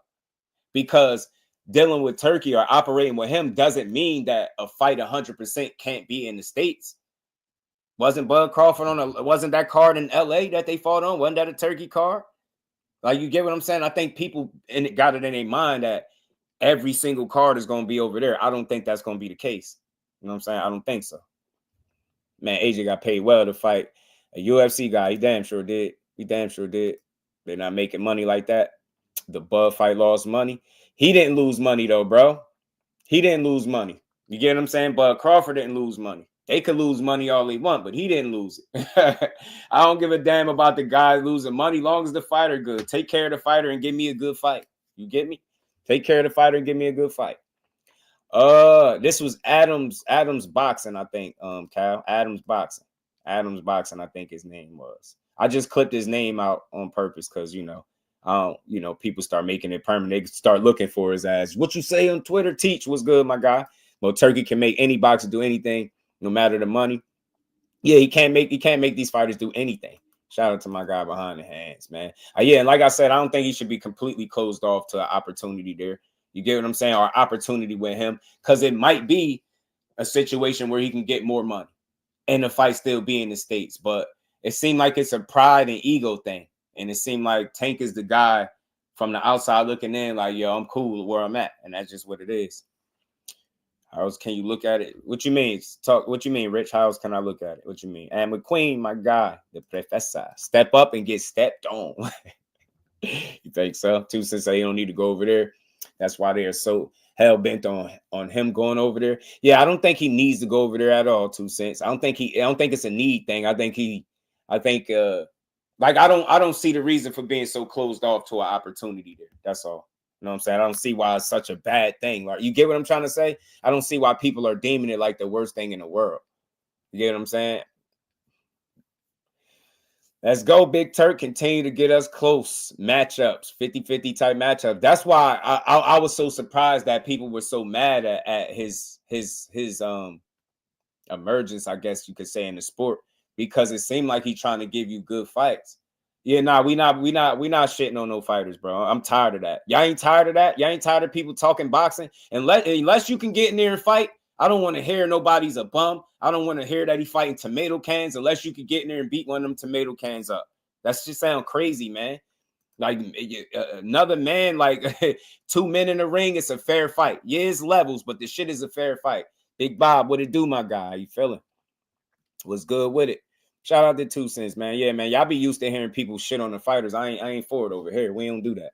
Why do they always got to be one of us fighting them when they don't agree with you? Who? What do you mean? Do you feel that way about them guys on ESPN? What the hell are you talking about, bro? What? Who? I don't even know what you're talking about. Damn. Y'all really be mad, yo.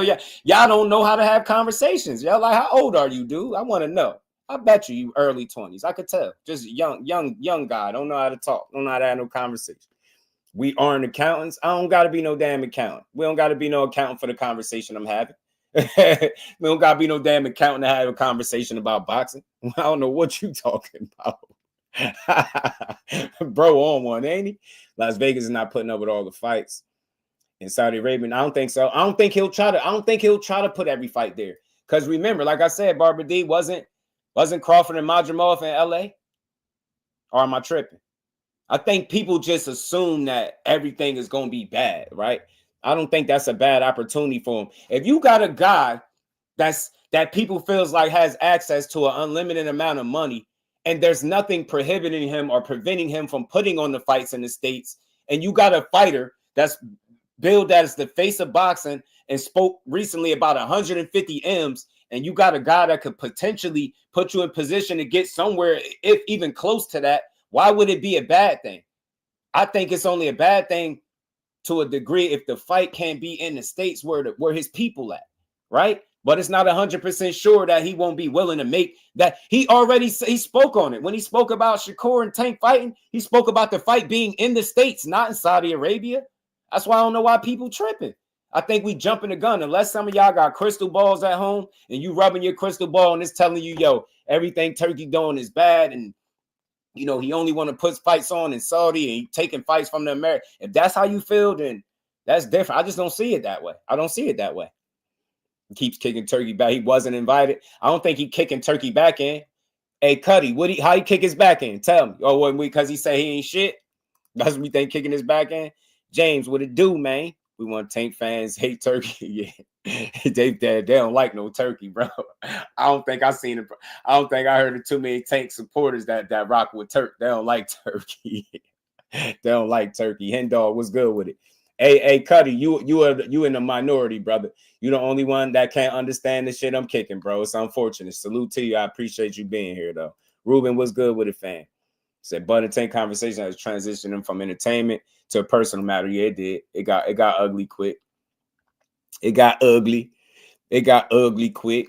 Let's keep going, though, man. Let's keep going, man. Frequent, what's good with it, bro? So just Tanker Bells want to play the violins and go down with the shit. Man, you seen the guy telling you after, and then this is the other part. This is only to the people that's knocking Turkey in his presence. You're fresh off hearing your favorite fighter tell you how he tired of boxing and this shit fake.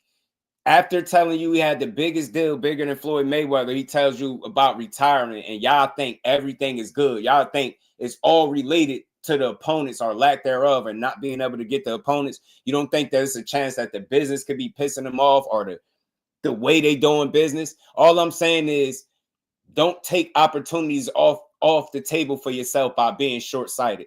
I ain't saying take any money. I know all money ain't good money. Anybody that been around know that shit. So that's a fact. But what evidence do we have to go off to suggest that the money that Turkey Al-Sheikh is offering these fighters is not good money? And why is it not? Like I've been trying to understand that shit for like at least 2 weeks now.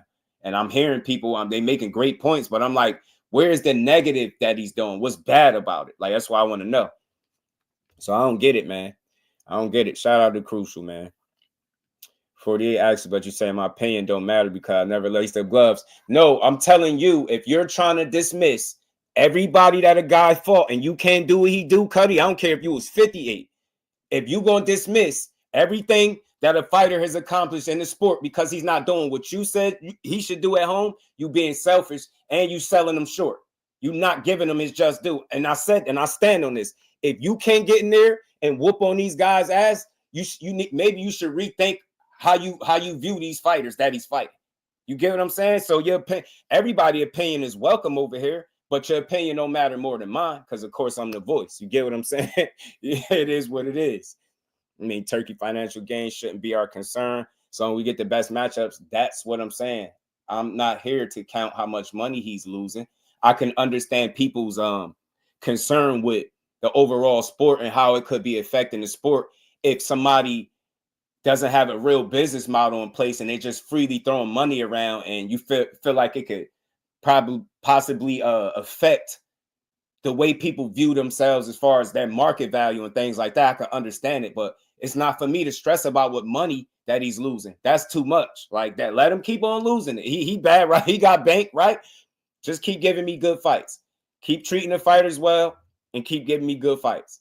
I don't know what more I can ask for as a fight fan. I can't ask for more than that. Treat the fighters right, get them paid, and give me good fights. And make sure when you do giving the people fights that you don't forget about the American viewing public that been supporting these fighters way before you even got here. That's where I'm at with it. I don't mind a fight or a card here or there in Saudi Arabia. I'm not tripping on that.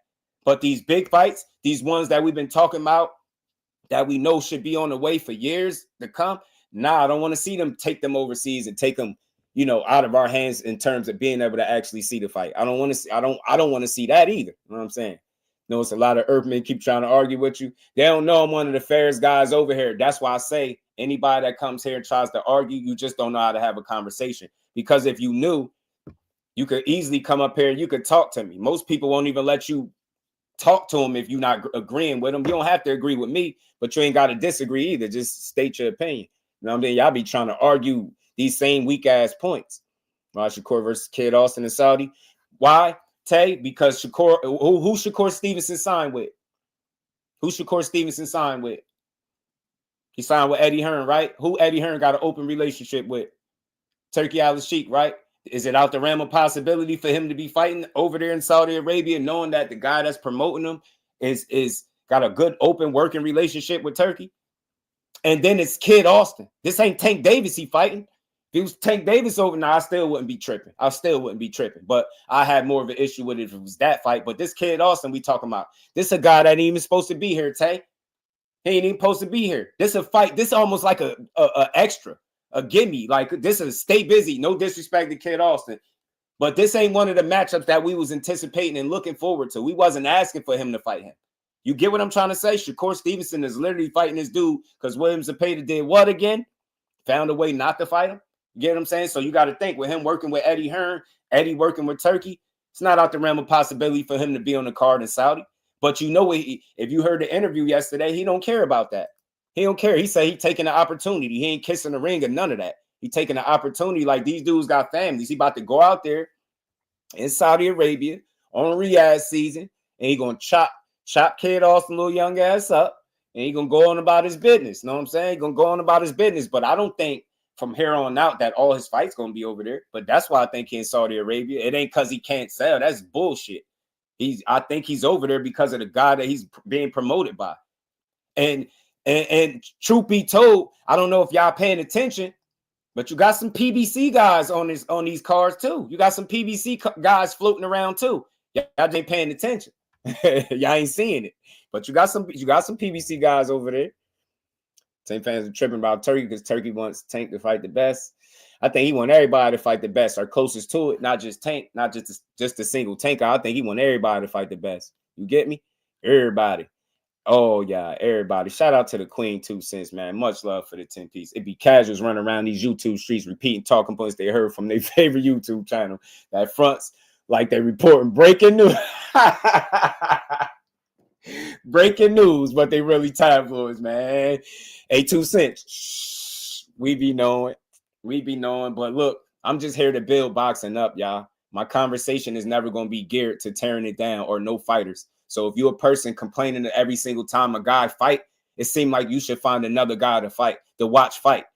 There's no way in hell I'm going to waste my time. If I got a problem with who Tank Davis is fighting every single time he fighting him, you know what?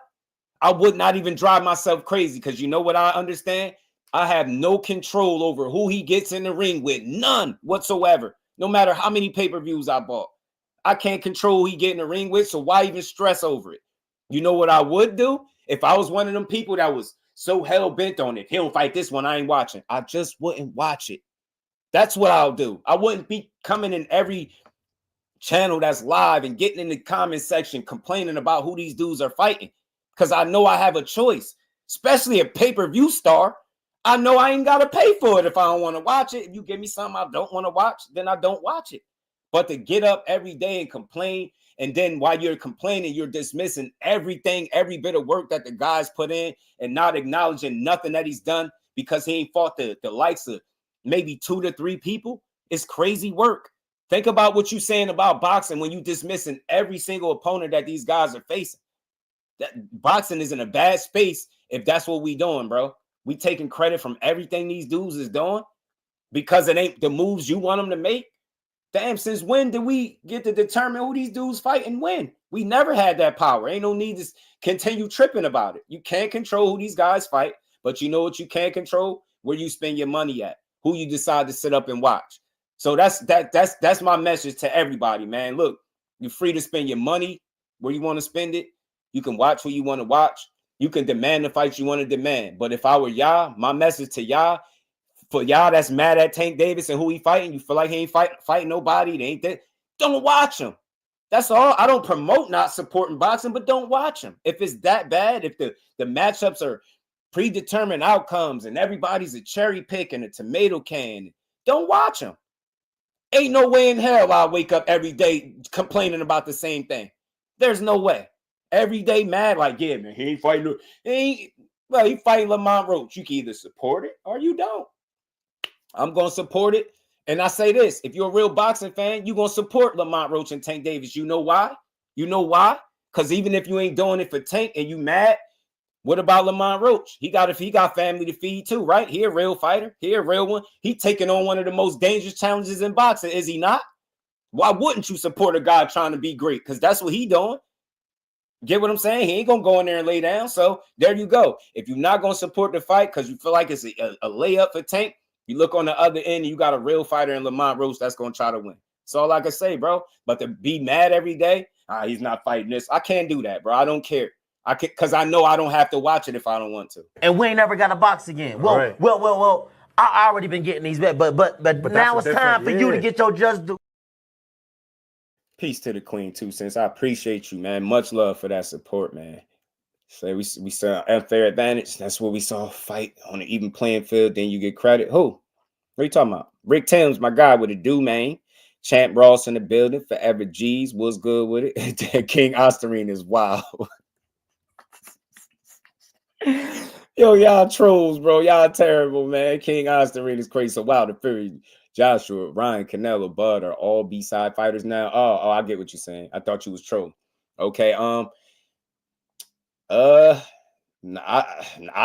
look at it that way. I don't look at it that way. Me either, I just want to be able to see the fights in my country. Yeah, I'm with you. I know that's everybody's concern because they like, hey man, we don't even have the option to go to the fights if they over there. And I get that. But I've also heard that man speaking of the fight that we talk about wanting to see Tank in the most. I've heard him express interest in trying to in putting a fight over there in the States because it seemed like he understood that that's what makes sense.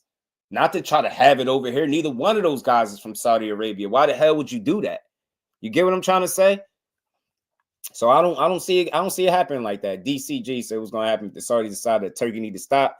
Fighter who was getting that big bag, going to have to all of a sudden that what they are worth. I mean, look, then if the opportunities dry up, DC, then you just got to go back with what you know. But put yourself in the fighter's shoes.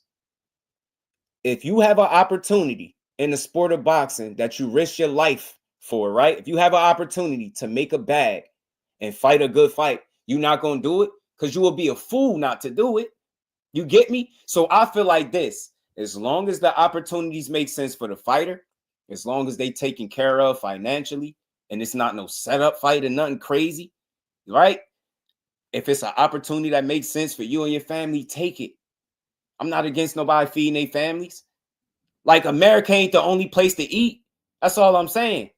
And for what I understand, the people over there, they get treated way better. So it's a reason why people be wanting to go over there and fight. People got to start paying attention to the damn fighters, because the only ones complaining are the fans. Y'all not the ones fighting.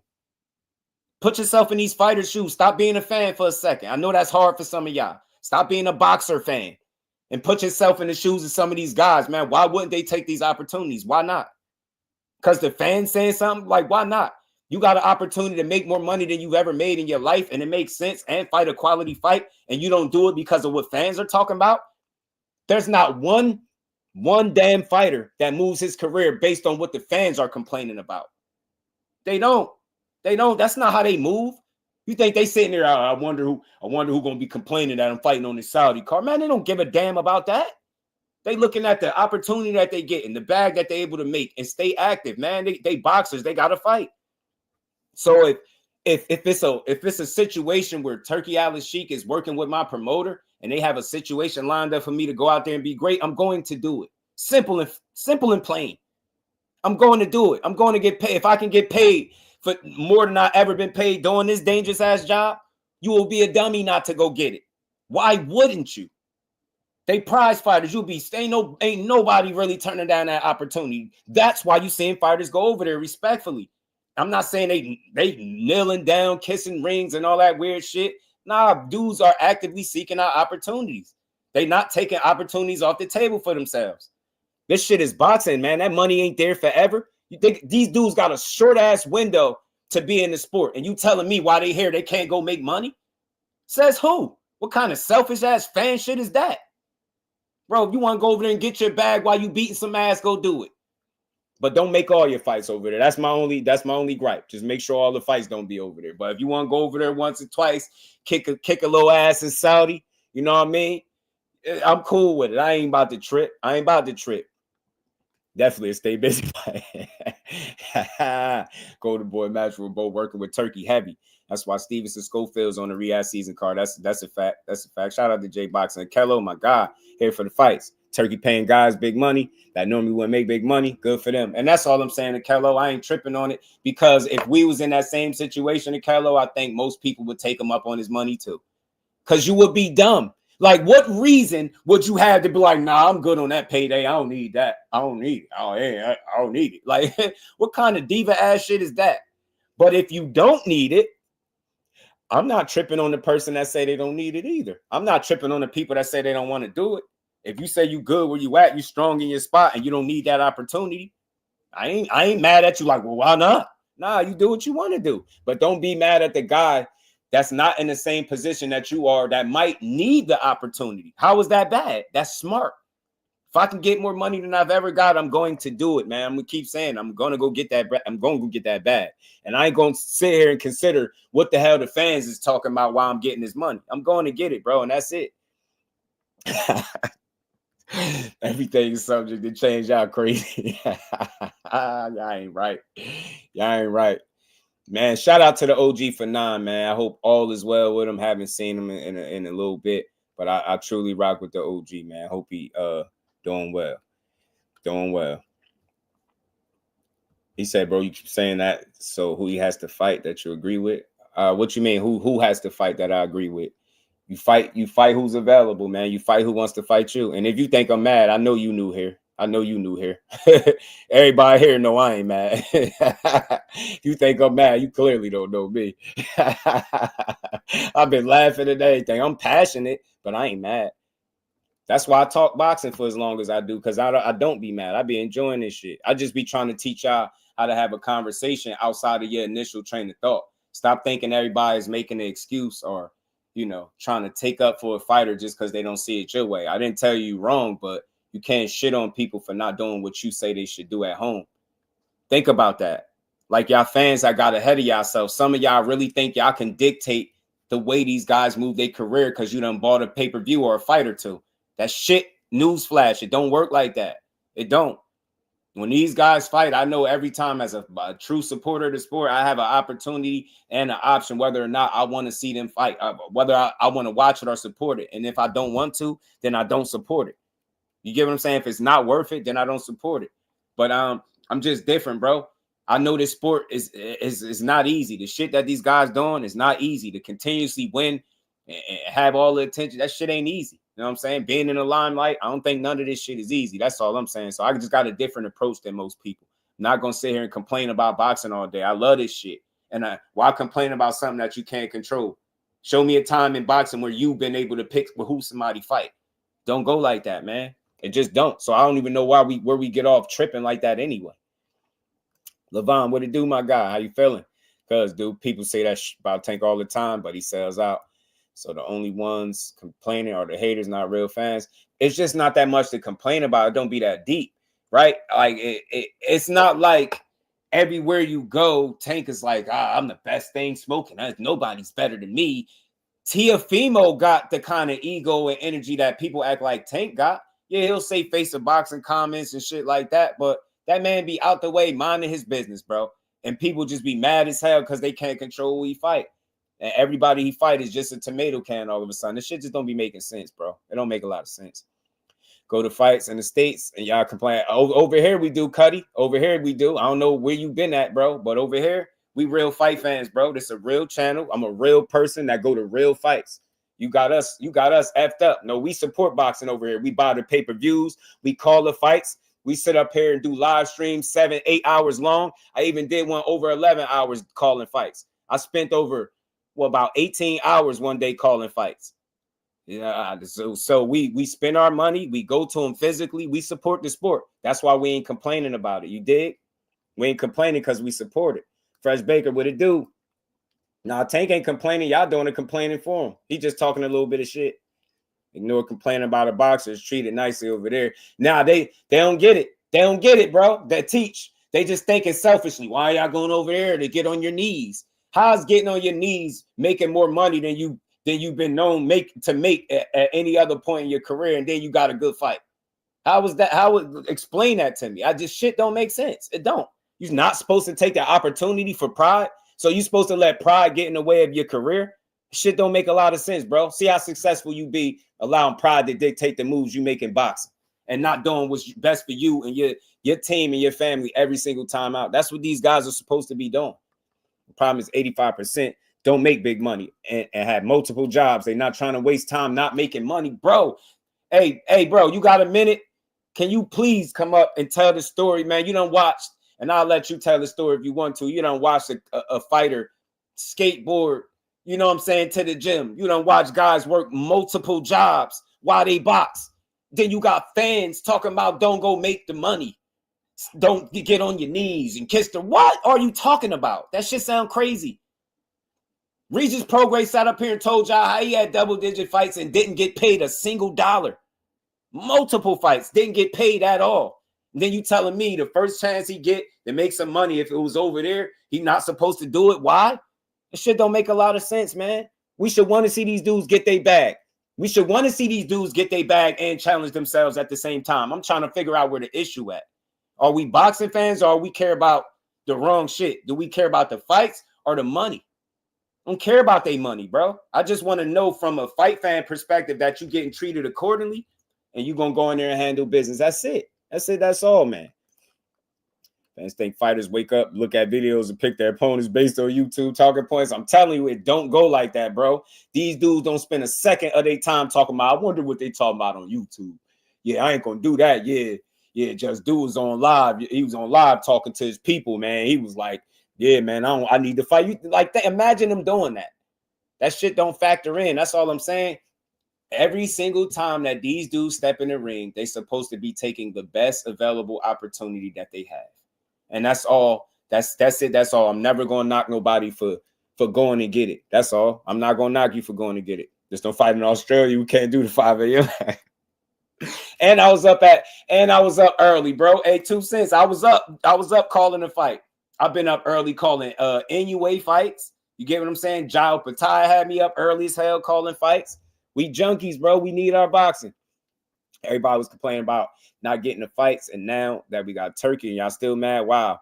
And yeah, that's what I'm saying. So I'm thinking you on the other side, Cuddy. Maybe you not then, because it sounds like you ain't mad at Turkey. Because I ain't mad at him. I ain't mad at him until I see a reason to be. Know what I mean? But right now I'm listening to what the fighters are saying. The fighters are saying they're getting treated well, they're getting compensated, and they're getting good fights. How could I then go against what the fighters are saying? Are they lying to us? You get what I'm trying to say? Are the fighters now lying to us about what's going on? Are they not getting these opportunities? Y'all get what I'm saying? Are they not getting these opportunities? Like, what's going on? The Butcher, what it do, my guy? And on the same token, don't expect a guy who makes big money to give up his leverage. That's why. When they crying about this man, not going over there, I'm not crying. Only thing I would say is, I think if they had a more open line of communication, his response toward Turkey would be different. I don't think he'll be so closed off. You get what I'm saying? I think people painting a picture like anybody that's dealing with him is some type of needy ass fighter. I just can't watch boxing that way. Like, these dudes might need the opportunity and he might be the guy to facilitate it. So why not take the opportunity and run with it? You get what I'm saying? So I understand his leverage. I understand that you work for it. That's why I understand that you might not be so quick to jump on and go over there. You might not be. You know what I mean? Shout out to Lamarcus. Say we'll be back on the 16th. Big Bob, what it do, man? Oh, who said they'd be back on the 16th? So yeah, salute to the OG for man. If you listening, man, much love to the OG, man. That's my guy. I have a question: how big are the paydays? And also, I thought Top Rank Match from Golden Boy took care of their fighters. I think so, Sean. I don't think they're not taking care of their fighters, right? If you listen to some of the younger fighters that's on that side of things, they being taken care of. I think I'll use Shakur more recently, right? Because he left from Top Rank, but he didn't want to lock back into no really, really long-term deal. They tried to tie him into 5 fights. He was only looking for a multi-fight deal situation.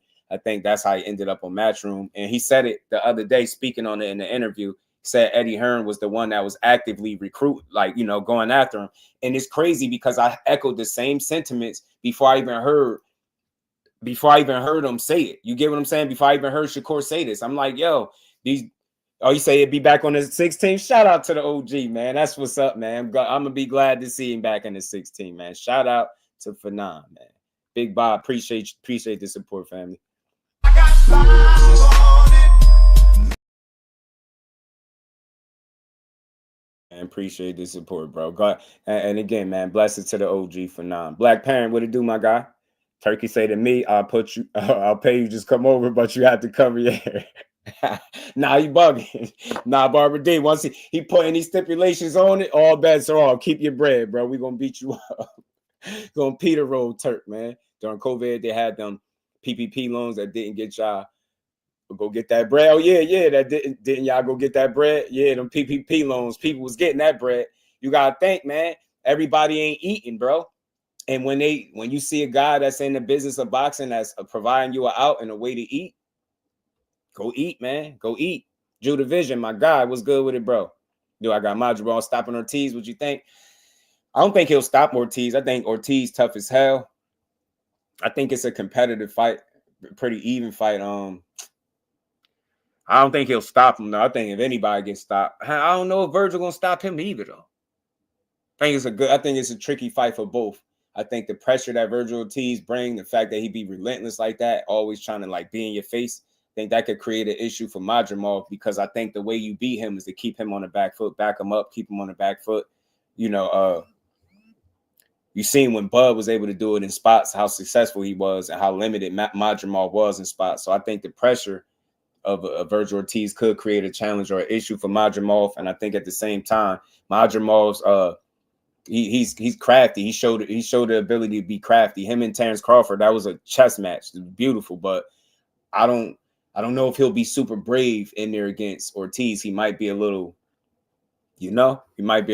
hesitant. So I don't know, man. I think it's an even fight. I think either guy could win. I don't see Virgil getting stopped though. He tough as hell. I don't think Madrimov will stop him, but I wouldn't be surprised if he got a win.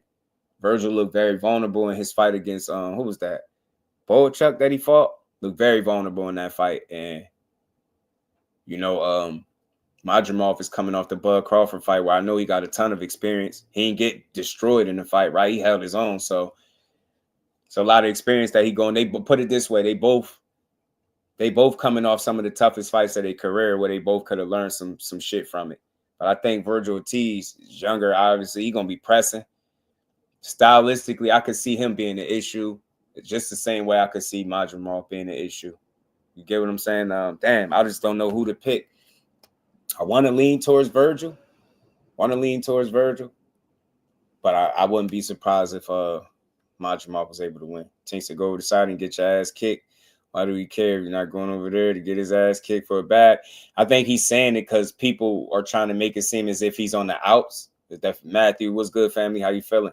Tank fans beefing all the guys who was with Turkey because they are Tank ops. They lower the Turkey Tank with PBC, so Tank holding it down. Yeah, POP, hold it down. Yeah, I mean, look, but I just think different strokes for different folks. I just don't understand how it's a negative thing. You know what I'm saying? People got to eat. People got to live. They got to make a living. You got to stay active. Your career got to keep going. And that's all. And look, I just feel like right now that's what he's trying to do, provide us with good fights. If he can do that, I'm happy. If he can do that, I'm happy. You know what I'm saying? And again, I think he need to understand the American market a bit more too, man, so he can understand where to put fights at. You know what I'm saying? And not just think that, you know, they're going to fight over here on this card and Riyadh season inside. I don't want to see all of that. You know what I'm saying? NHA, what's good, family? How you feeling, bro? I have a problem with them guys cash grabbing me, the DC, because look, we know, like I just told you, and Regis said out his own mouth, he's not the only fighter. There's multiple fighters that you know fight for free, like have real full-blown fights, multiple fights over for free without getting a dollar, nothing, getting paid.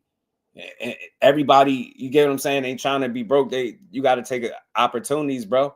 Like, there's no amount of money that you can say is worth my life. None. There's no amount of money that I can make on the night that's going to be worth my health. So when the guys open their minds and their eyes and they like, bro, my window to boxing, like, think about the average fighter, not these world-class fighters that we be arguing about all the time. Just think about the average fighter that don't be a champion. Think about how their careers go.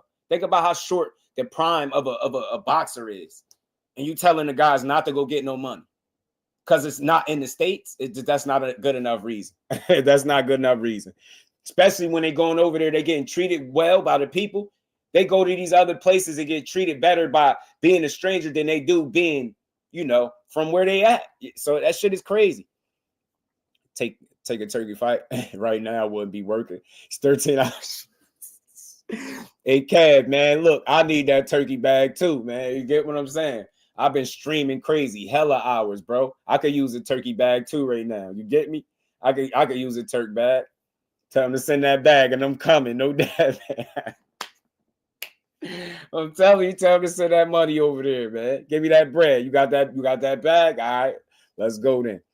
Average boxing fan said, F turkey now. We got to pay for everything. Everything is for sale. Eubank versus I get it. Listen, I think the Eubank and Ben, I think they're a little bogus for trying to put it on pay-per-view. But is it going to be one of those $25-ish type pay-per-views? I ain't really tripping off that. And that's another thing that I didn't bring up. When have you ever heard of a pay-per-view being $20 anything dollars? It's not all bad, bro. It's just, I think in any situation, there's pros and cons. I'm not saying it's all good, but I don't see it being all bad either. Just like anything, like I said, that you got to take the good with the bad. I think it's some good that could come out of what's going on. That's all I'm saying. Unc Dre, what it do? Unc, how you feeling, man? Yeah, man, big shout out to the OG, man. Zay, what it do? See Canelo over there. He got to be giving that payday. I know that. You know, Canelo said, hold on, I got to go see what Turkey talking about. Canelo said, hold on, Fresh Baker, what it do? Yeah, the 16th is tomorrow. So that's tomorrow. Yes, sir. Boxing heating up. Good time to come back. It is. Madrimov for natural 68-pounder too. Yeah, he going to be a challenge. John Wick was good with it. Why fighters not eating? People really out here hating on Turkey. Yeah. Should be why fighters not eating. Yeah, I mean, some guys just don't have the opportunities, man. Some guys don't have opportunities. So, in a sense, Turkey is like Santa Claus, right? You got this bag of money, and you know people are trying to get to it. And I think we've seen it only one way. Put yourselves in the shoes of the fighter that's not making the bag, that has an opportunity to go do so. You like, man, I'm going to get that. People like Devin, we all saw him get cracked by Ryan, and he thinks he still deserves a big bag. The issue is this way produced delusional fighters. Nah, that I get. That's why I said I could understand people being concerned with the market being inflated or things of that nature, or people's ideal of their market value being inflated based on what Turkey is doing. But at the same time, they have to realize his situation is much different than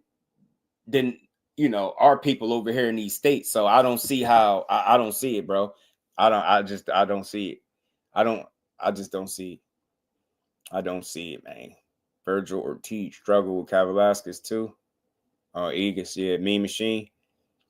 Surprised Tank didn't have a good conversation with Turkey, being that Tank is you stupid. Yeah, I just think it sound like his mind, is like he's not with it. It just seemed like he's not with it as it being an opportunity for him. He like, man, I don't need it. So he's on the outs. PBC is dead. Watch. I think their business model changed, though. I think you're going to at least test Virgil power the first 3 rounds and then start moving around the whole fight. Yeah, I wonder, man, if he does that, he's going to make the fight extremely difficult for Virgil. I think if he's boxing and moving, because he could be a bit tricky. We've seen him with Bud. He gave Bud a very entertaining, tricky fight, competitive fight. Shall I say skills? My brother, what's good with it, bro? I appreciate that support always.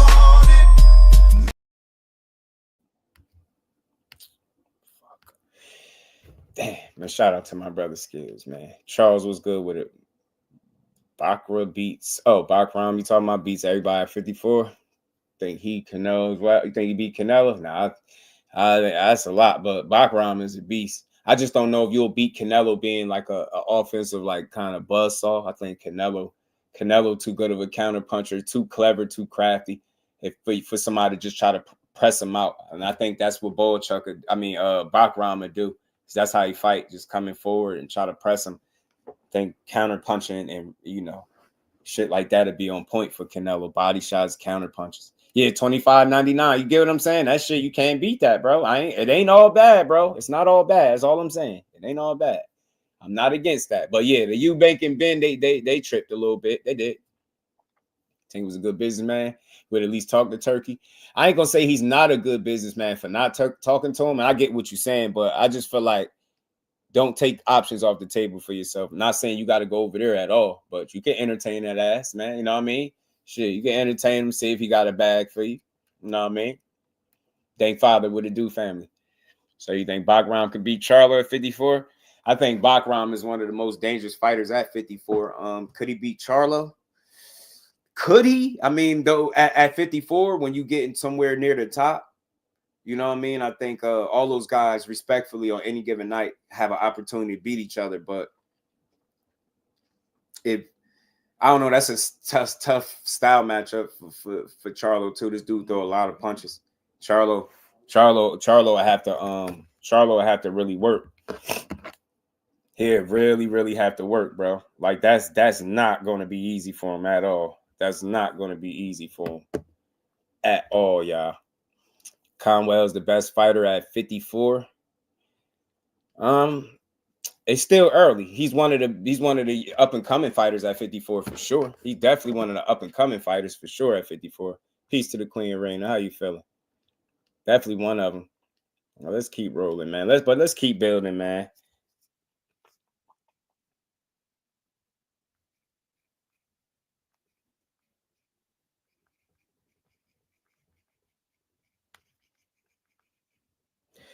My bad, y'all. $80 pay-per-view with David versus David.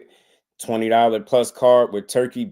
Better be even Beevil. I'm supporting both. But why PBZ? Yo, I'm trying to tell you, bro. I'm trying to tell you, bro. I'm trying to tell you. I'm trying to tell you. And that shit is real, bro. Fuck. Oh, man.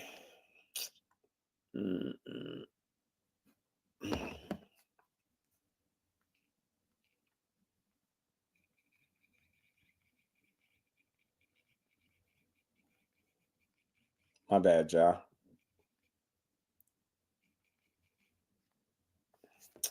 My bad. Damn.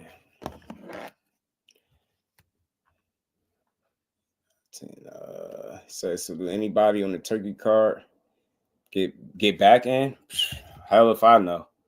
I wouldn't even know. But let's keep building. No, we ain't done yet, man. We got something to get to. We're gonna keep rolling. So look, hopefully, man, Tank just keep doing what he doing. Terence Crawford get his Canelo fight. And I hope Tank prove a lot of these people wrong with I hope he prove a lot of people wrong. We need Ray Ford versus Oshaki on the Saudi card. No, greedy capitalism versus foreign propaganda. Y'all crazy, man. Y'all make sure y'all smash that like button for me. Something else, man, I wanted to talk about real quick with Teo, man. Shout out to the Boxing Voice. I seen him go over here. And get caught lying in 4K, man. I don't think so. Oh, I bet. Let's keep going though, man. I gotta play this. This just caught my attention and what he said in this little clip right here. Let's get to it though, man. Let's keep on rolling. I ain't about to stay stuck on Tank and Bud too long, but check this clip out from Ness. Shout out to the Boxing Because Boy. for me, the Devin Haney Teofimo situation, I've never given you the benefit of the doubt simply because you started at 4 million, then your father said, then you said 10 million on video. All these things. My all father, these things listen. no, your father said 20. My father is my father, but that ain't me. Yeah, my father's thinking back. But you said 4 to Eddie, and then when Eddie said, okay, I'll get you to 4, then you said, no, you want 10. I never said 4. I never even mentioned numbers because I don't do that. It's whatever that comes to play. And then we counter offer. Champ, you was on camera. Did I say 4? Yeah, on camera. You said it on camera. Fuck, I get punched a lot then. Damn, that's crazy. I forgot that shit. So that was my issue. And then Bill says they got an offer from. But 4 is a significant number. Back then we thought so too, but you when Eddie was gonna give it to you, then you said you wanted 10. Remember, you were still undefeated at the time. No, what? Yes, what? Tio, you had the white shirt on. Hey, you gotta pull the receipt. I need receipts, man. Ain't no way I said some shit like that. Ain't no way. Oh my God, we're live on YouTube too. Chat, do you guys remember that or not? It was on DAZN. You don't remember this? I remember. Bro, I ain't going front, man. I just stopped smoking weed, man. Let's move I ain't gonna lie, man. I was smoking like a chimney, bro. I ain't going front. Hey, I was smoking a lot of weed like a chimney, man. And I stopped all that shit. I don't drink. I don't smoke. Shit, I'm not even trying to have, So you see, I play that for a reason, man. He continued to expose himself. You got a guy like Teofimo Lopez, and I just want to point this out, how people don't keep the same energy, respectfully. You got a guy like Teofimo Lopez that really tried to carve out a deal with Triller and X his promoter out, and then had to go back and work with him just for him to still be giving him opportunities. And it's like the only thing I hear is who Tank fight, but Teofimo had opportunities to fight everybody just a second ago, bro. This dude had an opportunity to fight at the end of last year. He got in his own way, so they put him on the sideline. You know what I'm saying? Then you had talks about him having an opportunity to go up to 47 and fight and fight Brian Norman. He was talking about Boots, Crawford. You get an opportunity to fight Matiz. You don't want to fight him. That dude, and he just admitted to being hit in the head a lot. He get hit in the head a lot. You get what I'm saying? He get hit in the head a lot, and he been smoking a lot of weed. Maybe that's why he not taking the fights. Maybe that's why he not taking the fights, bro. Maybe that's why Teo not taking fights. And I never thought about it. That little clip almost went over my head. I'm like, why would this dude not take none of these fights? Like, why would you put yourself on the sideline? And now you hear him. He don't even remember his own words. He don't remember putting shit out there. He don't remember it. And he said he get hit a lot. He been smoking a lot of weed. Smoking like a chimney. Dude is ridiculous, man. That's why we not seeing him in the ring. He said, Macho Man was genuine and actually entertaining. Yeah, brother. Remember that, man. Eric Black, what it do, E? How you feeling, bro? Said, that ain't weed. That's coke talk. You stupid, man. He said the fake over. I just wanted to point that out. For the people that's mad, he got opportunities to really fight guys, too. Why nobody mad at Teofimo? Why nobody mad at him? This man done called everybody out that's not in his weight class.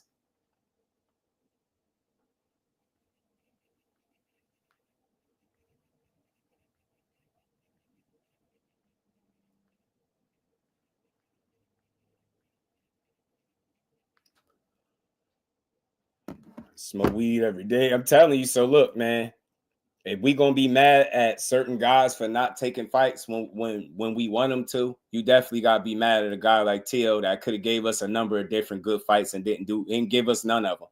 Instead, he'd rather sit on the sideline and complain about his contract and how it's invalid. But this dude said every time he win a fight, his contract extend 5 more fights. I'm telling you, man, this dude is one of the weirdest guys in boxing right now. Now they'd rather be mad at Haney. Young Devo. I just wanted to point that out, man, how he got caught lying in 4K. He asked for money. They gave him the money, and he still didn't take the fight. So he has literally no excuse not to be fighting right now other than him just getting in his own way. But you see how nobody mad at him? He out here actively talking about monkeys and bananas.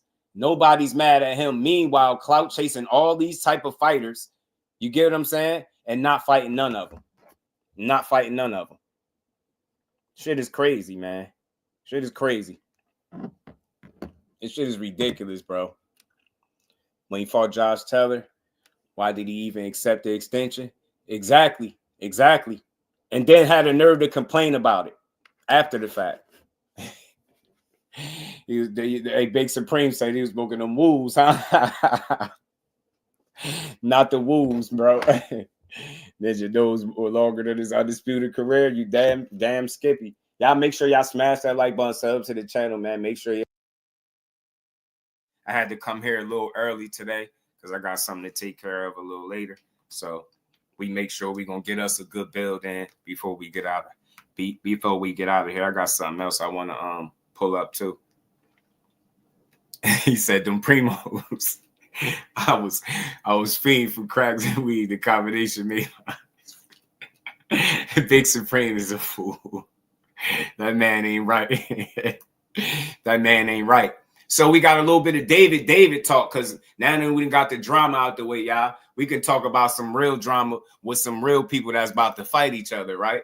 And a real good fight that's coming up, and I can't wait to see it. I'm all in on this fight, y'all. I am all in on this one. I ain't gonna hold y'all. I'm all in. He said, like primos. Teal just mad. I know. Y'all crazy. Ladies and gentlemen. Nah, he wilding. You definitely not about to come up here singing. Tripping. Bro just came up here wilding. Hold on. I want to get him right in the beginning. Hold on, y'all. Hold on. I'm trying to get it at the right point, man. Hold on. Trying to get y'all right. All right, hold on. I think this is it right here. This is it when they got very best in the sport. Interim WBC light heavyweight champion David Benavidez. You see his belt, and you see David Morrell throwing his WBA light heavyweight title. No love lost between these two. They're kind enough to join us right now at the exact same time. We're also being joined by David Morrell's translator, interpreter, the great Martine, who's joining us. Gentlemen, thank you so much for the time. I really appreciate it. Hi, man. You're both named David, so I'm gonna try to go by your last name when I address you, so that you don't speak over each other. And so I will start with you, David Benavidez. David, you have been around fighting as a pro for a lot longer than David Morrell. You know, just a little over 10 fights for him at this point, 11-0. Were you surprised when he ultimately agreed to this fight and that his team wanted this fight, given the gap in experience between the two of you? No, I wasn't surprised because this is a fight that they had been calling for the past 2 years. And I think this is a Benavidez getting stopped. He shouldn't have never done Canelo. Benavidez ain't done Canelo. Hey, you joking, right? I know you got to be joking, right? This man literally up at 175 because he wouldn't give him a shot, bro. He literally up at 175 because Canelo said, "The hell with his shot. I'm not fighting him." Damn, bro. It's really people that think Benavidez ducked Canelo? Man, that's the last thing that he did.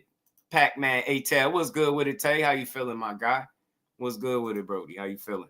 Flossy Sports TV, my brother. He says 65-35 Benavidez. Let's get to it, because I know my guy was going to pop Perfect time to make this fight happen. And I just like to hear the real now I get them in the ring, I won't beat the shit out of them. There's, like you said, there's no love lost, and this time is coming down. There's 3 weeks left to this fight, and now I'm gonna get your ass in that ring. Nobody's gonna be able to save you.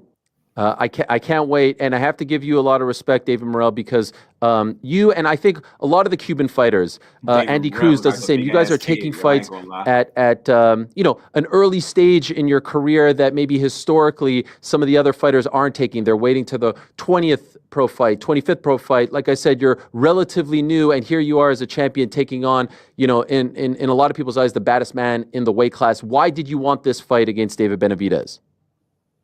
Bueno, Ariel dice que te respeta mucho, ya que a diferencia de otros que esperan hasta su vigésimo quinta pelea para tener un desafío de esta magnitud, vos lo estás tomando ahora relativamente temprano contra los que muchos consideran el cuco de la división. ¿Cómo te sentís al respecto? ¿Qué opinás de aquellos que dicen que quizás esto es demasiado temprano? He said David to fight a cat. I'm feeling ready. I respect him back. Him, the team, no, but I respect Benavidez, like he's a great fighter. But I'm feeling ready. I'm feeling ready for this fight, for this moment. I think so. Is my time. I'm going to the to my fight like really focused for this moment. For him too. I'm feeling great. I think so. I'm ready. I'm free and look ready. Okay, so David Benavidez, Morrell says that he respects you. Do you believe him? Do you think that he actually respects you? To be honest with you, I don't really care if he respects me or not. He's been saying a lot that I'm nothing, that I'm RoboCop, that I don't have style, I'm this. But, all of that is out the window now. We put tremendous work in for this training camp. We've been working for like about 4 months, and now all the talking is done. It's time to get in the ring February 1st. That initial, after like the promo shoot face-off, this is for Benavidez as well, that initial face-off that you guys had in the middle of the ring at the media day, it got very heated. What did he say to you for it to pop off? He said he was going to knock me out, stuff like that, but it's just tensions, both of us are heated, both of us don't like each other, he doesn't like me, I don't like him, and it was just the wrong thing that he said to me, and what happened. It's my time, Poppy.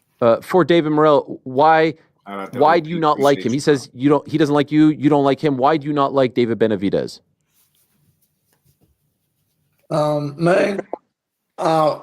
First, I don't like him because he's a wife, so I'm not like that. I'm scared. No, man, he's after the California. I think so. Everything for him. I think him is personal. I mean,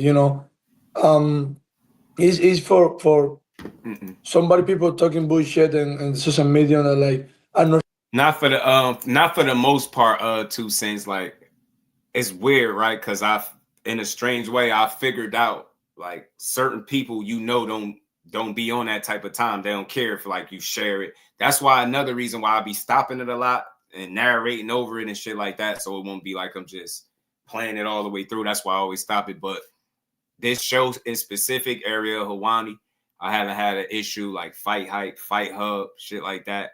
They don't give you issues. It's crazy because I just had an issue with ProBox. I had to delete one of my lives because of ProBox. I ain't gonna lie. I seen said something about a strike. I played it was like a small ass clip too that I could have swore I played before, but yeah, but some of them give you issues. But for me, Tim Stoudemire, what it do, my guy? If you ever like 2 cents, if you ever share some and you got an issue after you go off, it's a section where you could go and edit out. You should be able to edit out whatever it is that they saying is an issue. So say for instance, I play this and they give me an issue. Once I get off here, I can edit it out. So it's like we'll get it in live time, but the people that catch it on the playback, they won't see none of this. That's the crazy part, but I think I'm good though. I don't think I'm gonna have an issue with this. Respect Benavidez senior and him too. I don't say nothing. You know what I mean? Yeah, shout out to Ariel in California. sit down, CJ. I say him, hey, the long time, I think so. It's 3 years, 2 years ago. Is in Twitter. Is talking, it's talking shit. I say, hey man, it's not me. Shit on Twitter. He has say, no, I don't care. You respect my family. I'm kicking you out. I'm very fresh. You say, okay, bro. You don't want to listen. You don't want to listen to me. I mean, I don't care. You want to war. Like I'm ready. I don't skill you. I don't skill anybody. So I mean. Por el tiempo que pude, yo traté de decirle lo que sucedió. Si ellos no quieren. Yo, bro, what? No, pause. Time out. Yo, bro went from speaking broken English to like broken Spanish in seconds, bro. What is going on? Somebody, Morrell, bro. They gotta teach you English, bro. They gotta teach you English, brother. Man, yo, you want to war? Like I'm ready. I don't skill you. I don't skill anybody. So I mean. Por el tiempo que pude, yo traté de decirle lo que sucedió. Si ellos no quieren aceptarlo o no quisieron verlo, pues bueno, estamos ready. Si quieren guerra, guerra. ¿Entiendes? Mío no hay. 100%. I've tried to let David Benavidez know what's Spanish, like we don't know what he's saying. I like you though, Morrell. I know that the truth is in the skills. The truth is in the skills, but he better give us a good fight. I like the fact that he kind of rethinking, saying he respect Benavidez. This dude is going to be the toughest fight you had in your 11-12 fight career. Trust and believe you're going to have to fight him hard. This is not going to be easy for you. You're not going to just walk through him. You're not going to just be able to walk him down how you was doing Hot Rod. That shit not going to work.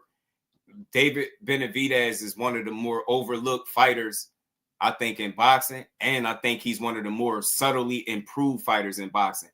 It's not leaps and bounds, but he gets better from like fight to fight. I believe he works on things. So it's going to be a good fight. But I don't think David Morrell is in this position for no reason, bro. I heard a lot of things that's positive about this dude and how he fight. And I think the problem with the fans, they only looking at what he do wrong. And they assuming based on what they seen him do wrong, he going to go in the fight and do all of those same things wrong. And Benavidez is going to take advantage and beat him. I can see why you would think that, but I'm expecting these dudes to be on their A game. And he got a damn good coach in Ronnie Shields, man. But I like Benavidez Senior as well. He's my dog a long time. It's my dog. It's my bro right here. He be in the gym, man. He got to see David Morrell work. And I'm trying to tell y'all, it's a difference when you actually get to see these dudes work. Jay Howard, what it do, my guy? How you feeling? Shout out to the Queen Arena, man. Shout out to the queens of the chat, Foxy Brown as well, man. For a long time. If they don't want to understand it, then that's on them. And if they want war, then war is what they're gonna get. Anyways, right now it's too late. Right now it's too late.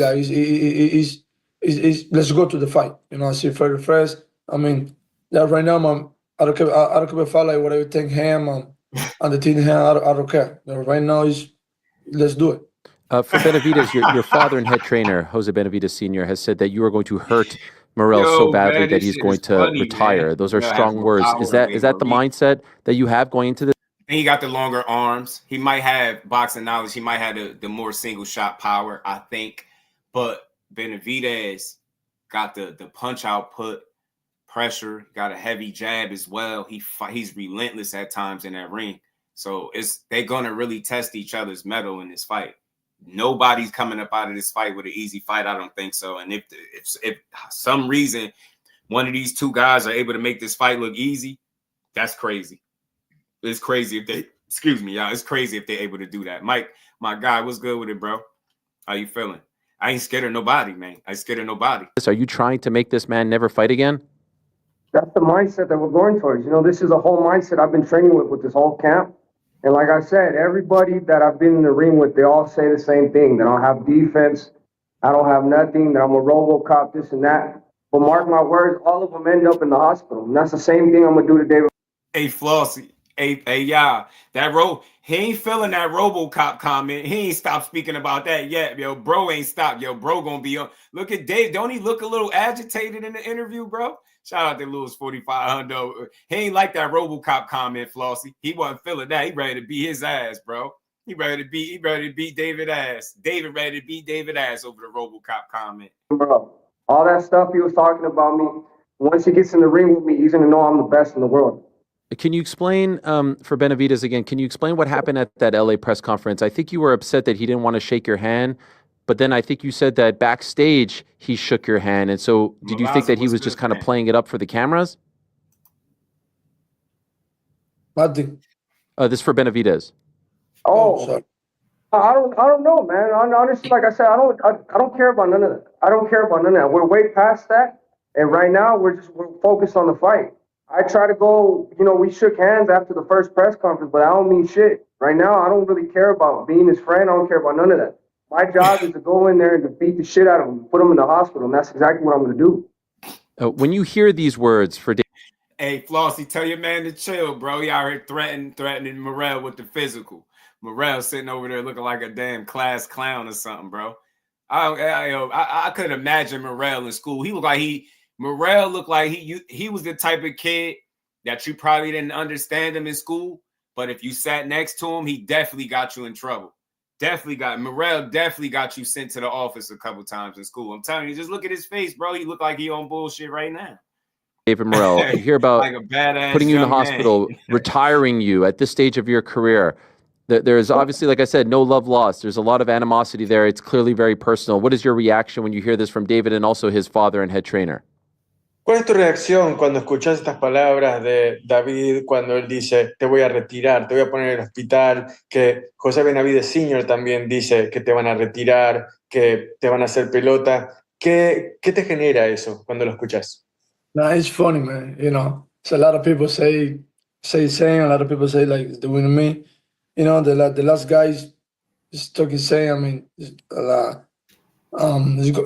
after the fight me, just go to the hospital. So, these times is same. I mean, but anyways, I respect is the opinion of the Benavidez of the Benavidez team too.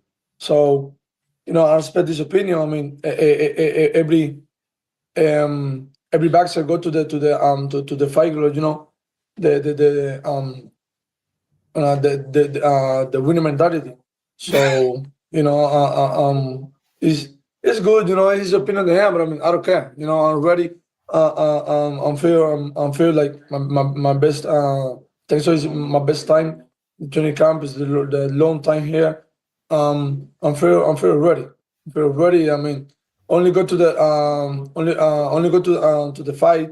With the close the mouth. Everybody is talking. They're talking like I can do it. I can do it to win him. I can, everything. So only go to the 31st, like they close the mouth. Yeah, get on my nerves. See, teach. You would have been, Morrell would have got you sent to the office. Big Supreme, this too. You go through the hospital. Big Supreme, you would have been right in the hospital because we would have been laughing at how he talked. The broken English would have got us all sent to the hospital. I mean, not the hospital. It got us sent to the office. You know what I'm saying? Let's get back to it though, man. Everybody. Okay, so Benavidez, let me. Hold on, before you get started. It's funny because he has so much stuff to say before the press conference, all this and that. Damn, I gotta that I'm a find it, RoboCop, that he's gonna knock me out, that I don't have nothing. But now look at him, he's scared. He don't have shit to say. What's up with all that you were saying? How come you're not saying all that now? Shit. He's there, you can't even talk. He's all Bro, he's all nervous. Bro, he's all nervous. Bro, he's just saying, Where's all bro, that you had the RoboCop, man. You had the RoboCop. You know what I mean? You had the RoboCop. Man, this guy can't even freaking talk right. This is my fault. You don't have nothing, bro. This is my fault. I'm gonna beat the shit out. This is my fault. You don't have nothing. This is my fault. You don't have nothing, man. I'm gonna beat the shit out. Hey, there's 3 weeks left to the fight. 3 weeks left to the fight. There's nothing you can do. There's nothing I don't care, man. And I'm ready for fight tomorrow. I don't care. How does it feel that I'm ready for fight tomorrow. I don't care, bro. I don't care, bro. I don't care, bro. I'm ready for fight tomorrow. How do you feel that you're making less money than your manager? Listen, how does that feel? Okay. This is the fight you're making the most money. And you're making 3 weeks, the less you can do money a change because all nothing. your managers are getting more money. In 3 weeks, you can do a change nothing. Shit out you. Watch. They're all gonna cash out. Nobody's gonna be behind you. Bro, you don't have power, bro. Why? You don't have power. Why? It's on. It's on. There's nothing you can do now. There's nothing you can do now. I'm gonna retire that. I'm gonna retire that. Stop saying all this shit. That's it. That's it. I'm gonna beat the shit out you. This is actually bullshit, bro. Bullshit. You know, That's exactly what I'm gonna do. I'm gonna beat the shit out you. You're never gonna come back to boxing. You can do it, bro. You can do it. Okay, I'm ready, baby. I'm ready. I'm teaching you the really back. You know, David's sitting over there. David, dead serious. He's sitting over there. He look like he just woke up from a nap. He look like he got bad hair. Morrell looks sleepy over there. This shit is hilarious, bro. This is gonna be worth every penny. These two, they're gonna want to beat each other ass. He really think Benavidez ain't got no power? That's crazy. Bro, good luck with that. I like you, Morrell, but damn, he said, oh, you got to hold on, I got to run it back a little bit, bro. They tripping. They was bugging. Hold on, let me run it back just a little bit. 3 weeks left to the fight. There's nothing you can do. There's nothing I don't care, man. I'm ready for fight tomorrow. I don't care. How does it feel that I'm ready for fight tomorrow. I don't care, bro. I don't care, bro. I'm ready for fight tomorrow. How do you feel that you're making less money than your managers? How does that feel? Okay. This is the fight you're making the most money. And you're making the less money. Your managers are getting more money. In 3 weeks, you can do a change. Nothing. Get out, you watch. They're all gonna cash out. Nobody's gonna be behind you. Bro, you don't have power, bro. You don't have power. It's on. You don't have power, man. You can do now. You don't have power. You can do now. I'm gonna retire that. I'm gonna retire that. You don't have nothing. Stop saying all this. That's it. I'm gonna beat the shit out you. This is actually bullshit, bro. Bullshit. Stop saying all this. That's it. That's it. 3 weeks left to the fight. There's nothing you can do. There's nothing. Bro, I don't care, man. I'm ready for fight tomorrow. I don't care. How does it feel that I'm ready for fight tomorrow. I don't care, bro. I don't care, bro. I don't care, bro. I'm ready for fight tomorrow. How do you feel that you're making less money than your managers? Listen. How does that feel? Okay. This is the fight you're making the most money. In 3 weeks, you can do a change. Nothing. In 3 weeks, you can do a change. You don't have power, bro. They're all gonna cash out. Nobody's gonna be behind you. Bro, you don't have power, bro. You don't have power, bro. It's on. You don't have power, man. You can do now. You don't have power. You can do now. I'm gonna retire that. I'm gonna retire that. You don't have nothing. Stop saying all this. That's it. That's it. I'm gonna beat the shit out you. This is actually bullshit, bro. Bullshit. You know, that's exactly what I'm doing. You're never gonna come back to boxing. You can do it, bro. You can do it. Okay, I'm ready, baby. I'm ready. I'm teaching you the really boxing. I'm teaching you. I'm teaching you. I'm teaching you, I bro. can't wait. I want you to say that right after the fight. Right after the fight, when I got you on the fucking floor. You can do it, man. I want you to say what you're saying right now, bro. You don't have nothing. Benavidez don't realize that at this time he just wasted his breath because dude don't hear nothing you saying. He definitely don't. If he hear you, he definitely don't understand. Benavidez laying his murder game down, and Morrell can't hear nothing he's saying because he too busy saying what he's saying. This shit is hilarious, bro. Nothing. You are so predictable. You are so simple. I mean, you're not nothing, man. Exactly, I mean, what? What do you mean? Good. What do you mean? Good. I'm glad you're saying that. After I fucking stopped you, I want you to say that too. You can do it. You can do it, bro. I'm going to do it. I'm going to do it. That's the difference between me and everybody else. Bro, I'm teaching Nobody's you. like me. I'm teaching you the boxing. Like me. After the fight, you know, I say, hey, let's go, my help. I'll teach you the real boxing, man. You know what I mean? Okay, so this is for David Morrell.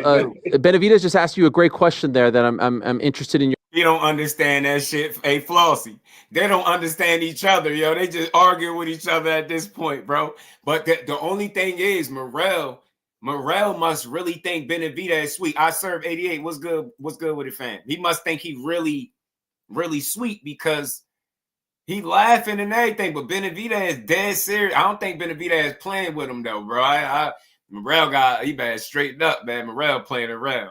He said Morrell all the way. Ray Dizzle said Morrell all the way. Look, he got a real chance, yo. I think this is a real fight for real. I think it is.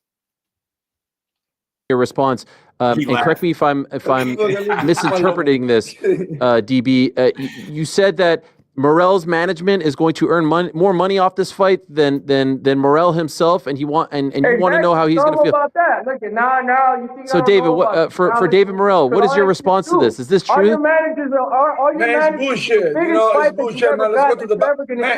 get. All your managers are getting more money than you. Okay. How does that feel? I thought the managers were with you. I thought the people were with you. How your fucking managers making more money than you? How are they making more money than you? Morrell, is that true? How are they making more money? Bro, listen. Man, ham. I think Why? that every time is a lot of After I knock you out, they're all gonna catch out and they're all gonna leave. Why? Okay, Yeah. let's get his response. Every time is a lot of excuse. For 2 You years, don't know about you a and lot of Terence. excuse. You were For making 2 less years, a money lot of than your excuse. manager. You're making Bro, less money than your manager. before the What's up Mafia with that? Businuli, you say I yes. thought those people cared about you. Before the I Mafia thought those people cared Businuli, about you. How you making you more just say less yes. money than After your the fucking fight, you manager? say no, bro. Why? Clown. Why? Well, you said Before the we're fight, fighting right now. you say yes. What are you talking about? We're fighting now. So later, you And say we're fighting no. for more Why? money. You're dumb After you say no, sorry. Why? We got more money for you. Why? We got more Because money. you think you're I'm scared sorry. for this We got fight. more money than your manager. Kingdom John Doe, shout out to you, fam. Y'all make sure y'all smash that like button, man. Sub to the channel. Let's keep building, man. Let's keep building. Ariel worried about the wrong stuff. Ariel trying to get the meat and potatoes about the money. Big Soldier, what it do? No, I mean, y'all make sure if y'all new in the building, sub to the channel. Let me know that y'all new in the building. Say what's up to your guy. But let's keep getting to it, though. No. You got more money than your manager. Scared for this fight. Okay, for Benavidez. You think scared for this fight? After I fight you, you can come to my camp and I'll pay you every time, bro. Okay, for Benavidez, let me cut through it. You've alluded to the fact that you think that he is juicing, right? You brought up issues with the drug testing. Do you think that David Morrell is using PEDs? Not no more because we're on his ass with the Baden testing. But look I'm not going to say nothing. Just look at the track records. I've never been accused by anybody by using steroids. He's been accused by few people using steroids. So that's all I'm going to say. What we did this camp is we make sure that no sneaky business is going on and all fighters are being tested. We're advocates for clean boxing, and there's not going to be no sneaky shit here because we make sure of it. Okay, David Morrell, that's a big accusation. What is your response? And is that true? Have you used PEDs throughout your pro career? Man, I'm clean. You know, I'm clean. Like, Haney can do it talking same. I mean, I clean, bro. You know, you can't even say that with a straight face on. Every time, a lot of people, every fight, talking shit, the same ham, and not come out and the fight is talking, say, no, it's Davis, it's doping, it's Davis, it's steroid. Why? Bro, it's training. Has power. You know has power. Everybody fight you, and anybody say, no, Davis is steroid. Nothing, bro. You know nothing, bro. You know what I mean? So, after the fight me, everybody say, no, it's steroid. You know, because female really power, bro. You know what I mean? Yeah, because you make the fighters take Vada and then you don't test Vada after the fight. It's no excuse, bro. I'm clean. That's why they're saying that. Bro, right they now, have to test Vada and then you don't test Vada after the fight. You test Vada during the camp or the fight. 3 weeks. 6. I'll say this. It's public knowledge. This is public knowledge. I understand Benavidez's reservations in terms of whether he feel like he's not testing or not because he had a couple situations, but that would be more so on the athletic commission, not David Morrell. That's not him. You get what I'm saying? But with this particular fight, forget the rest of them. With this particular fight, Morrell submitted his paperwork first. His paperwork was submitted first. Like he signed off on the testing first. You get what I'm saying? I think we got a clean fight, but I think Benavidez is just talking off previous situations that didn't look right. And I know what he's talking about, but that's not on David Morrell. You get what I'm saying? But the fact of the matter is this fight is coming, it's on the way, and his paperwork got sent in first for the testing. His VADA paper, they got his paperwork first, Morrell. So at the time of, he had got tested around 4 times. Now he's saying 6. He's been tested 6 times since they've been about to fight. So that's all we really got to worry about. Both of these dudes are they're gonna be clean fighters. He said, dude, who you got? Hey Jay, I got David. I'm pleading the faith. I got David for right now. Until it get a little bit closer. I got David for right now. I really don't know who to pick, man. I like both of these dudes, yo. I'm kind of torn. I ain't gonna lie. Benavidez isn't with Snack. He's with Mimo. And that's another thing. People don't trust the Mimo guy. You know what I'm saying? So he said they both on juice. Mimo Heredia, yeah, people don't like Mimo. Benavidez is making excuses when he lose. Yeah, he focused a little bit on that steroid stuff, but I guess he's just having fun.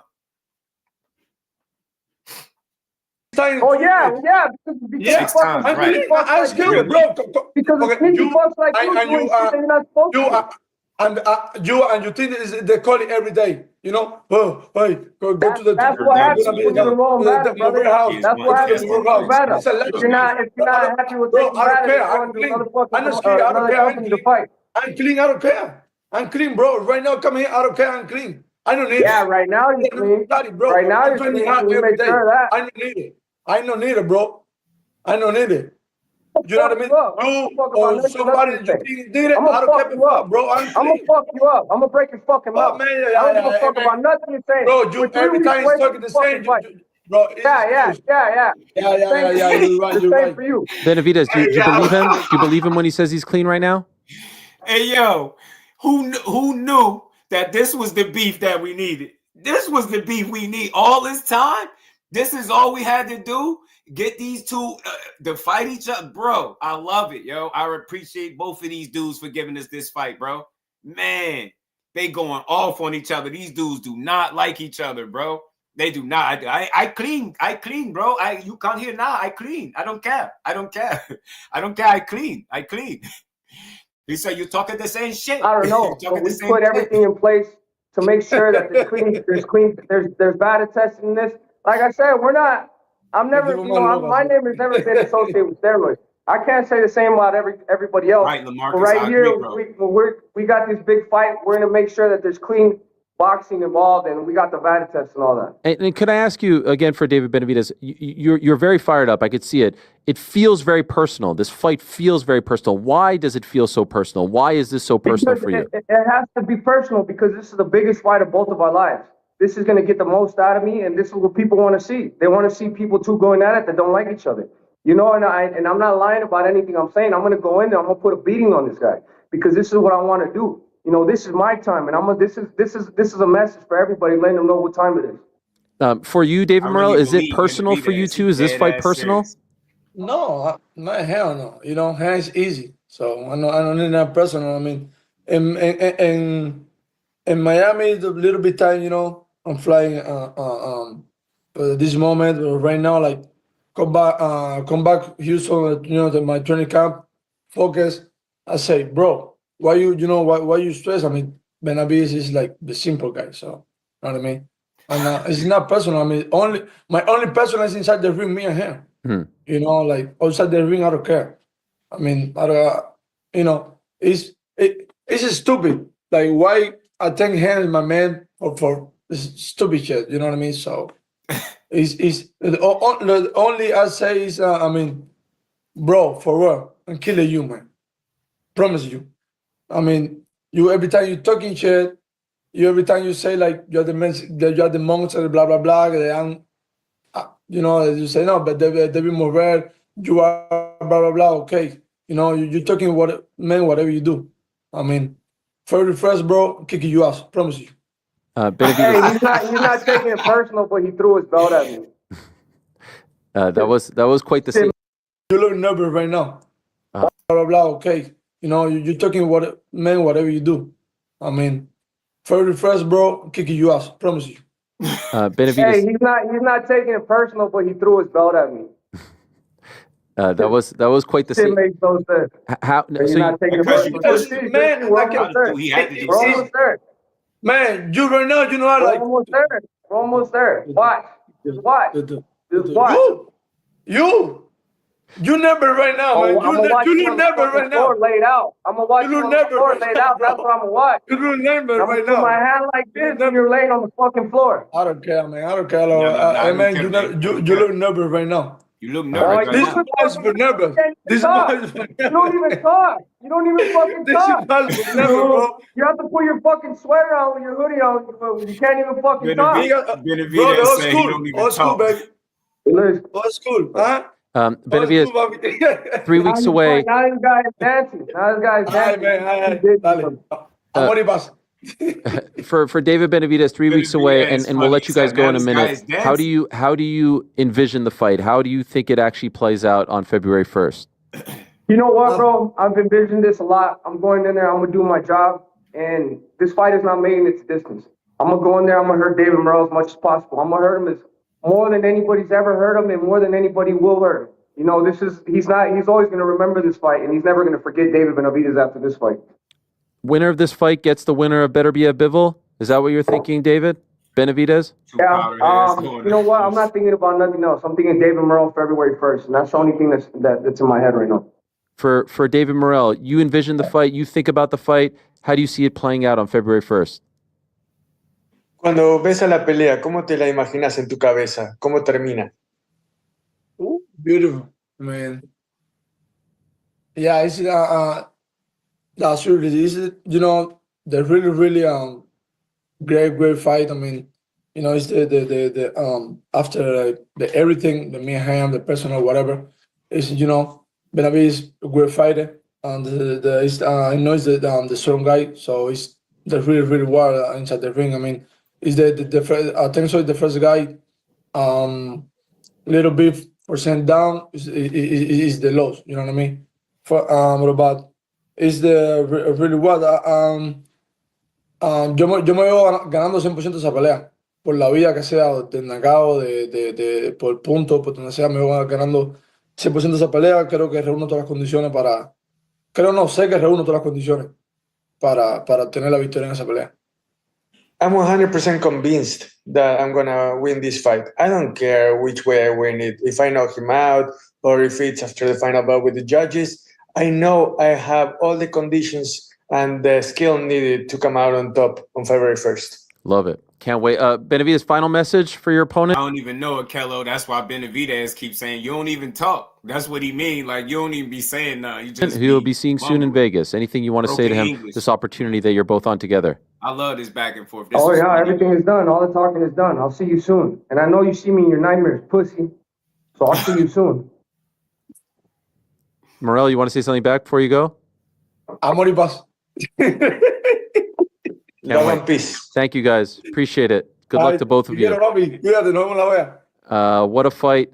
What fighters. Man, shout out to Ariel Helwani. That was good, man. That was good right there. That was some good stuff right there, man.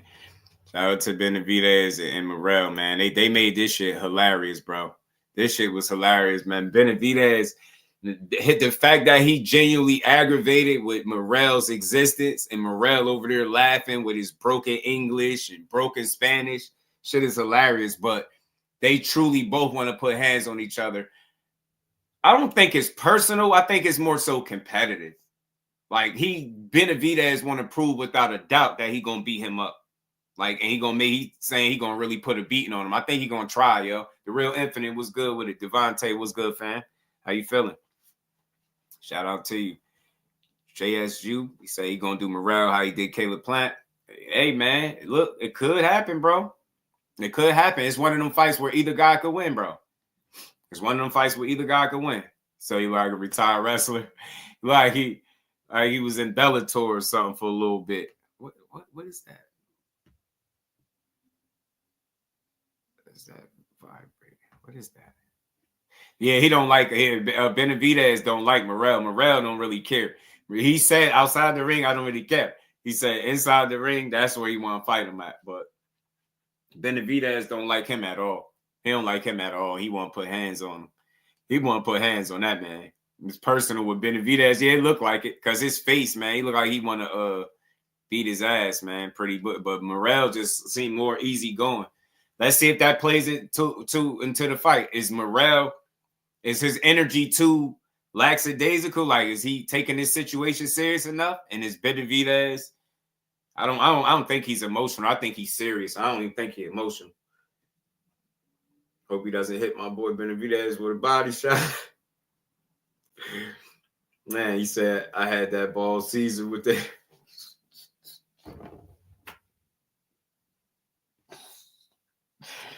Yo, Big Supreme crazy. Yeah. He said he had the ball season with the airline. That's one of them UFC cuts, bro. That mean you will get in there and beat somebody's ass. When you cut your hair like that, that's like the invisible haircut almost. Cause you creating this illusion like you got hair, but you really don't. And it just look wild. Like, yeah, you definitely look like you'll put somebody in some type of submission or arm bar. You bogus. Yeah, he definitely letting his kids practice on his head. He 100%. He letting the kids practice on his head. He definitely letting the kids practice on his joint, yo. He letting the kids practice on his head for sure. For sure he is. He wild too. He wild thinking we wasn't gonna notice it. But we ain't done yet, man. We gonna keep rolling, man. We gonna keep rolling. Like I said, we got some more. I almost forgot to bring this up, man. I almost let him off the hook, bro. Teofimo been on Twitter running wild, y'all. He been running wild. He been talking a lot of shit. He been talking crazy. And he picking shots at Tank Davis. I don't know if y'all remember this. He had reposted this video and shit. You remember when Tank purchased the neighborhood or whatever the case was, affordable living, and then they set it on fire. It's Teo saying, and just for it to get burnt down later on, and in my opinion, for insurance purposes. So he's trying to say Tank Davis sabotaged his own, apartments or neighborhood to for insurance money. This dude is a goofy. And I mean it. The more time that we give him on the sideline, the more time we got to see him be a damn dweeb. He a dweeb in real time. Teo and he just admitted to smoking a lot of weed and getting hit in the head too much. Yeah, that's probably what's wrong with him. When people say he's showing early signs of CTE, I believe. First day in December in the year 2023, signed by myself, President of City Council, Nick Mosby. Right. Give it up. Give it up.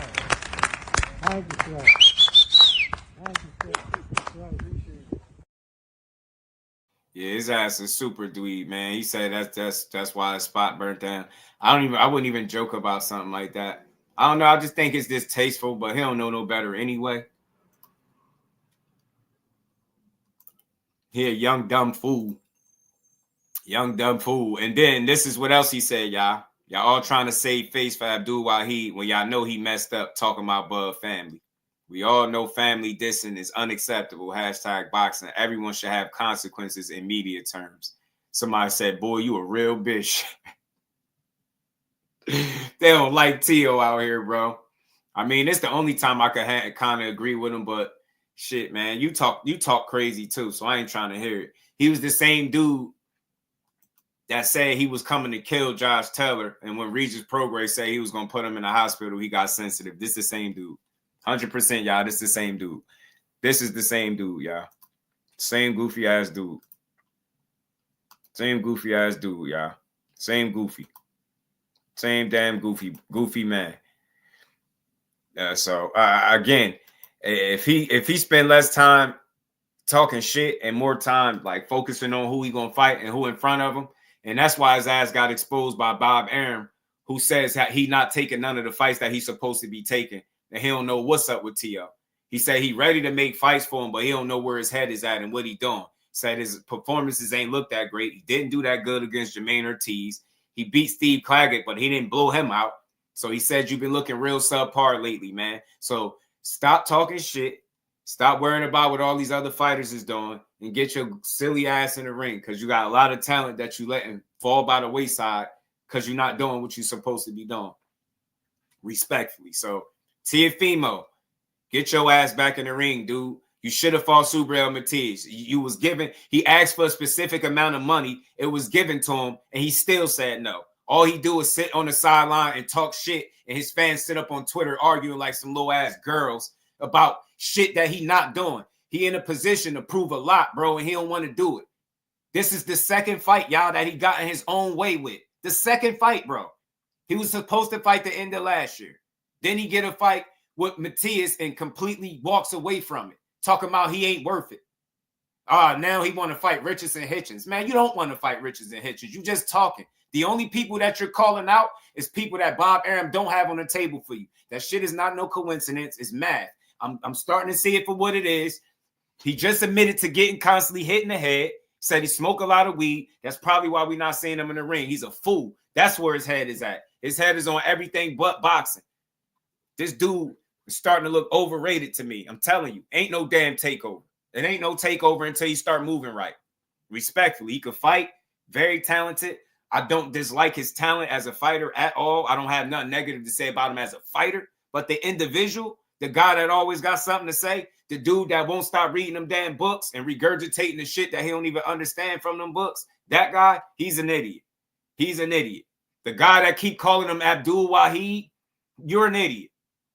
You're an idiot, dude. Like that's just what it is. The same guy that was calling out Terence Crawford, boots in this. Said something about Brian Norman Jr. You did none of that. You said Subriel Matias is one of the softest Puerto Ricans, and you always beat them. You said you don't even care if Puerto Ricans feel some type of way. That's what you said. Then you get an opportunity to fight him, and then you demand a certain amount of money to get you the money. You're getting a career high payday, and it's still like, nah, he's not worth it. That dude don't want no smoke until he show me otherwise, bro. He moving directly away from the smoke. There's no way he want to fight all of these people and not getting in the ring with nobody, man. And the reason why I'm a little turned up when I talk about Teo is because of the talent that I see in the ring. If that dude would just shut the hell up and fight, and I don't like to tell people that speak your mind, but he doesn't do a good job. It's like when he speak, he get in his own way and he shoot himself in the foot every time he open his mouth because he say dumb shit. So he need to shut up and fight. You need a PR team. You need to utilize Canelo and Reynoso and stop and use them for help and not just a photo op. Take your career back into your hands and really start being a takeover. Shut up, stop weighing in on everybody's business and start fighting. You keep talking about guys that Bob Arum don't have on the table for you. That shit is starting to get obvious, bro. You don't want to fight these guys. What I think, he think he Canelo, because I told y'all he hanging with Canelo. He started talking about he earned the right to pick his fights. You see how he just picked Steve Claggett. You notice every fight that he's saying no to is not something that he had in his plans, even though he sat up here and told all of us how soft Matias is. Just not to fight him when the opportunity presented itself. Can't make this shit up, yo. You can't, bro. Shout out to Foxy Brown. Appreciate the support. Keep doing what you're doing, just enjoying every minute, man. I appreciate you, Queen. Much love. And we are on the job. We gonna and we ain't never got a box again. Well, right. well. I already been getting these back, but now it's time for you to get your just due. Hold on. Boxing out Teofimo, clout chasing, Tank, Boots, Crawford, even Matias. At this point, boxing knowledge he is, bro, because he ain't trying to fight nobody. Claggett, the 37-year-old fighter who had 8 losses, right? 8 losses, bro. That's all I'm saying. I'm not trying to knock him because I still gave him his just doing his credit for how he performed in that fight. His output was high in that fight. He threw a lot of punches in that fight. He landed a lot of punches. He got touched, but he was fighting this dude up off him. I like some of the shit he did in spots. Like, you know, he did some really good work. But when you pick a guy, you're supposed to blow him out of there. You handpick a guy with mad losses and you scouted him out, you're supposed to get rid of him. That's the thought. But you already talking about what you'll do to Crawford. But Steve Claggett goes the absolute distance with you. Crawford will beat you up. Telling you need the chills. Don't bark up that tree no more. Now he don't want to fight 40-pounders, y'all, but he want to fight Boots. He want to fight Hitchens, right? He don't want to fight nobody at 40. He don't want to fight no damn Bud Crawford either. That shit always was a lie. He ain't never want to fight Bud, ever. He ain't never want to fight no damn Terence Crawford. That just was a safe call out because he feel like nobody will hold his feet to the flame. So that's who he called out. Tank, Boots, Crawford, everybody not in his weight class. Brian Norman, yeah, we could go do that too. Well, go do it. Think Brian Norman to chop his ass up because he won't be able to sit there and just be athletic all night. Here, take some punishment in that fight. Brian Norman probably have his eyes leaking. I'm telling you, he probably had Teo looking crazy, bro. Probably had Teo looking foolish, bro. Had his man looking crazy. Every time he get in a fight, somebody start beating them eyes up, man. He got to do something, man. That's being on the sideline. He got too much idle time to sit here and be in everybody else's situations, man. So, Teo, get your ass in the ring and stop doing all that talking, bro. Stop turning down smoke. It's real talk. Al Booger, my guy, what's good with it, family? How you feeling? Claggett walked him down. Lumped him up with basic pressure. I mean, to a degree, he beat him up, though. You know, he got through it. You know what I'm saying? Now, I let him get that Crawford fight. Hey, Devontae, I ain't against seeing him actually challenge himself, but I just know he clout chasing. I would love to see him get in there and challenge himself against Crawford, Boots, Matias, Brian Norman, any of these names that he been mentioning, even Tank. I would like to see you fight any of the guys you've been mentioning, but I guarantee you he don't fight none of the guys he's saying he gonna fight. Not one. That dude is full of shit. He don't want no smoke with nobody that want it back with him. Since when do you get one belt and get to determine that's who not worth what? So how is fighting Subriel Matias not worth your highest payday? He's a damn idiot. You sit on the sideline, you say you ain't got paid more than $1 million. I'm pretty sure you probably could have made more than that for this fight, and you still said no. Man, get your ass out of here. They gave you well above your contracted minimum, and you still didn't take it. But you talking about Abdul Wahid and Terence Crawford business. Man, get your ass out of here, man. You too damn talented to be moving suspect like that, T.O. That's what my frustration is. That dude is a real talent. He's not acting like it. Let's keep rolling. Last thing I wanted to bring up, bro, before we get out of here. Another fight that's on the way. Conor Benn and Chris Eubank. Conor Benn and Chris Eubank, they fight a day before my birthday. I think this could be an entertaining fight. Damn, they killed Corey right here. Don't worry. You'll get the shit. Oh, y'all crazy. Why somebody send that to me, bro? Don't worry. You'll get the shit. Y'all saying my guy look like dude from Tales from the Hood? Yo, the internet is undefeated, bro. The internet is undefeated, bro. That shit crazy. The internet is undefeated. The Butcher say he going fight Ryan because Turkey. Teal lives in an alternate universe, fam. Hey, LaMarcus, I think so too. Band up, my guy. You know it, man. We building, we closing that. We wrapping up, but we had a dope build, man. I had to come pop up and talk to the fan for a little bit today, man. Dante said, no, why they do that to you? Lewis 45, why they do that to my guy? Y'all seen it? They disrespectful. Don't worry. You'll get the shit. Yo, and the Gap, damn, that's crazy. Hey, big homie Core, they disrespectful, bro. The internet crazy. The internet is crazy, bro. They crazy, man. People ain't got nothing else better to do, man. Listen. Yeah, I'm fat cause I gotta eatin'. Yes, Lord. I be snoring, not even sleeping. I don't got no vegetarian or vegan. Oh no. Offer me a salad, it's gonna be a. Walk her male catch the straight. I got eatin'. Even when I get on the plane and seating. Crazy thing about it, I don't even see the. Crazy thing about it is you never see it. I'm done, y'all. I'm done. The internet is undefeated, bro. What the hell? He said, this ain't no damn funeral home.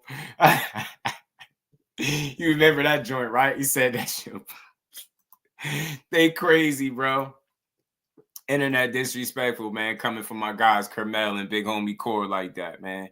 Big Homie Core. But let's keep going, though. But what I was talking about, though, and all jokes aside, was this fight that I think it's been in the works for some time now. Should have made this fight, but it's no better time than the present. Conor Benn got a lot of eyes on him, whether it's good, bad, or indifferent. People ready to see how he gonna perform ever since the egg situation. He ain't looked the same. He is going up, but it's a rehydration clause.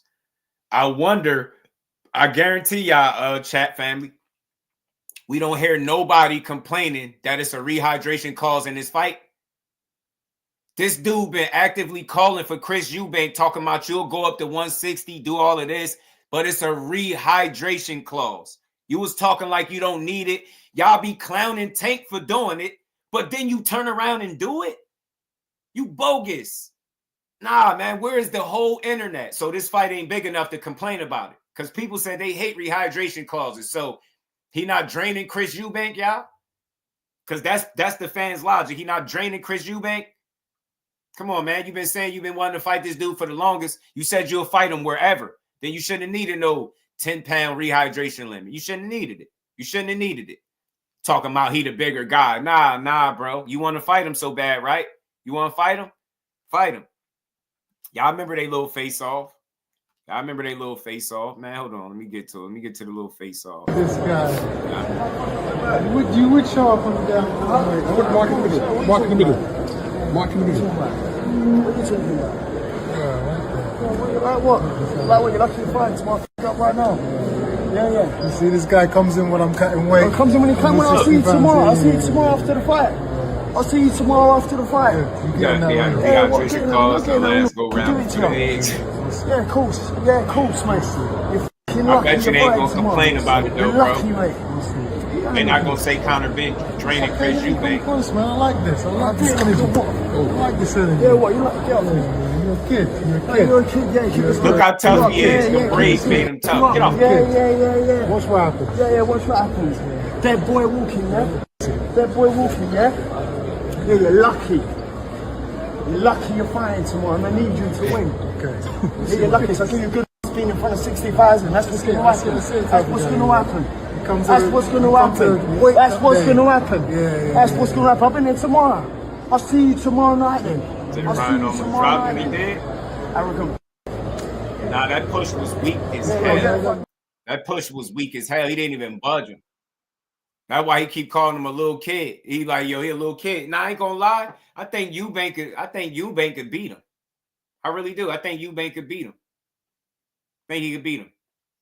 He did just say it, Just. Oh, yeah, Eubank's father openly said it was a bad idea. And the setup, yeah, he did. His pops did say it. His pop, Eubank pops did say it. He did. No, I'm talking about on Conor's side. Conor's so corny, yeah, he be tough as hell. He's acting like rehydration causes are new. Yeah, that's what I'm saying. I just want him to complain about it, though. Because if Tank was doing it, remember, they say he do it on all his opponents, but when guys actually do it in active real time, they just go over people's head. That's all. I ain't shitting on the fight. I don't even care that it's a rehydration cause. I just want people to keep the same energy, man. Why they ain't complaining about him draining Chris Eubank? Get what I'm saying? And not when I say they, I'm not talking about the Eubanks. I'm talking about the fans that's always complaining about rehydration clause. Eubank definitely said it was a fight. I mean, a setup. He was saying he was going to stop his son from taking a fight at one point. Chris with Bomac, he definitely would stop Ben. Is he with Bomac again for this camp? Brownback had a rehydration clause. Did he? Shout out to Big Supreme. You know they don't care. They only care when the little guy got one, though. That's all. I'm just doing this shit for boxing, man. They complain when the little guy got one. You know what I'm saying? But this guy been calling out Chris Eubank for the longest. Now you go up there, and he was talking about 50-50. I wonder what happened. I wonder who buzzed on that 50-50. April 26th. That's the day before the born day. Let's watch it, bro. Crawford gonna try to make Canelo do a catch weight watch. I wonder. Am I wrong that Bomac training him? I'm not sure. I could. You know, I got Bomac number. I could actually try to reach out to him. I ask him, see if he respond and let me know. Turkey Ass Sheik is like the Secretary of External Affairs. Oh, man. I'm sorry, but Bud ain't beating Canelo. Hey, look, Devontae, man, if it's anybody that got the best chance, it's going to be Crawford for me. Ben better eat them eggs, and I don't think he can. If we was to fight right now on the streets, I'll break your fucking neck. And that's on my kids. And you know it, I know it, and the whole world know it. And I'm not talking about no fighting in the ring. If me and you was to fight outside, I will break your neck.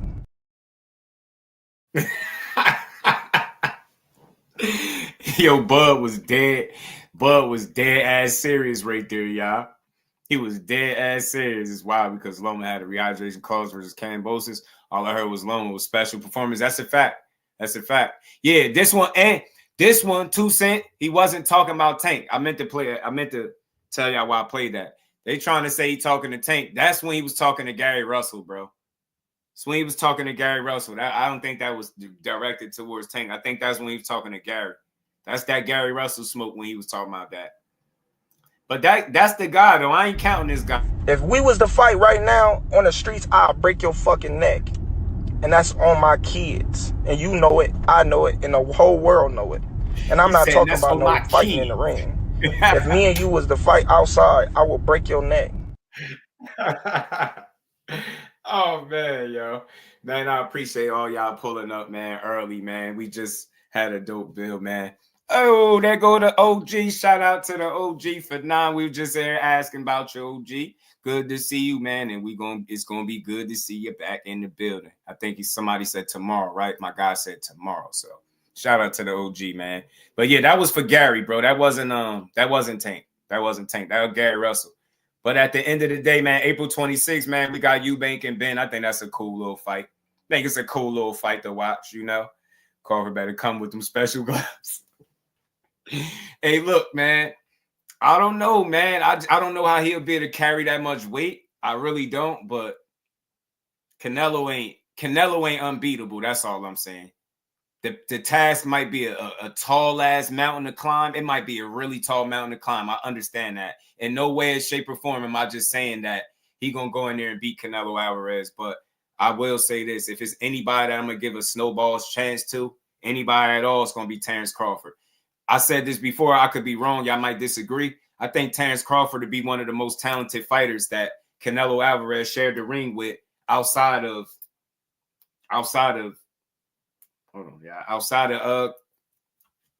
Floyd Mayweather. Almost drew a blank. Real present talk with Tommy. What it do, my guy? How you feeling? Yeah, they've been asking about the OG, man. Definitely good to see him pop up in the building. What's good with it, Tommy? How you feeling? You get what I'm saying? Like, I think that'll be the most talented guy he got in the ring with since Floyd Mayweather. And no, I'm not saying he's Floyd Mayweather. I'm not saying he's gonna do what Floyd did. But all I'm saying, y'all, is Terence Crawford shown me so many times that he could get it done that I could never look at him and say, you know what? You don't have a chance to win the fight.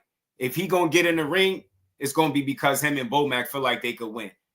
I get it. People say it's not chasing greatness. I think it is. And the reason why I think it's chasing greatness, because he's simply jumping up 2 weight classes, fighting one of the most decorated guys in boxing with the most fights that he's going to ever see in his career. What Canelo got about 70 fights? Got about 70 in? Yeah, but like I said, man, I'm standing on that. I lean toward Canelo myself. I favor him winning the fight because of the task at hand. But Terence Bud Crawford, I've seen him counted out a number of times throughout his career, from 35 to 40 to 47. I don't believe that he don't have a shot at beating somebody.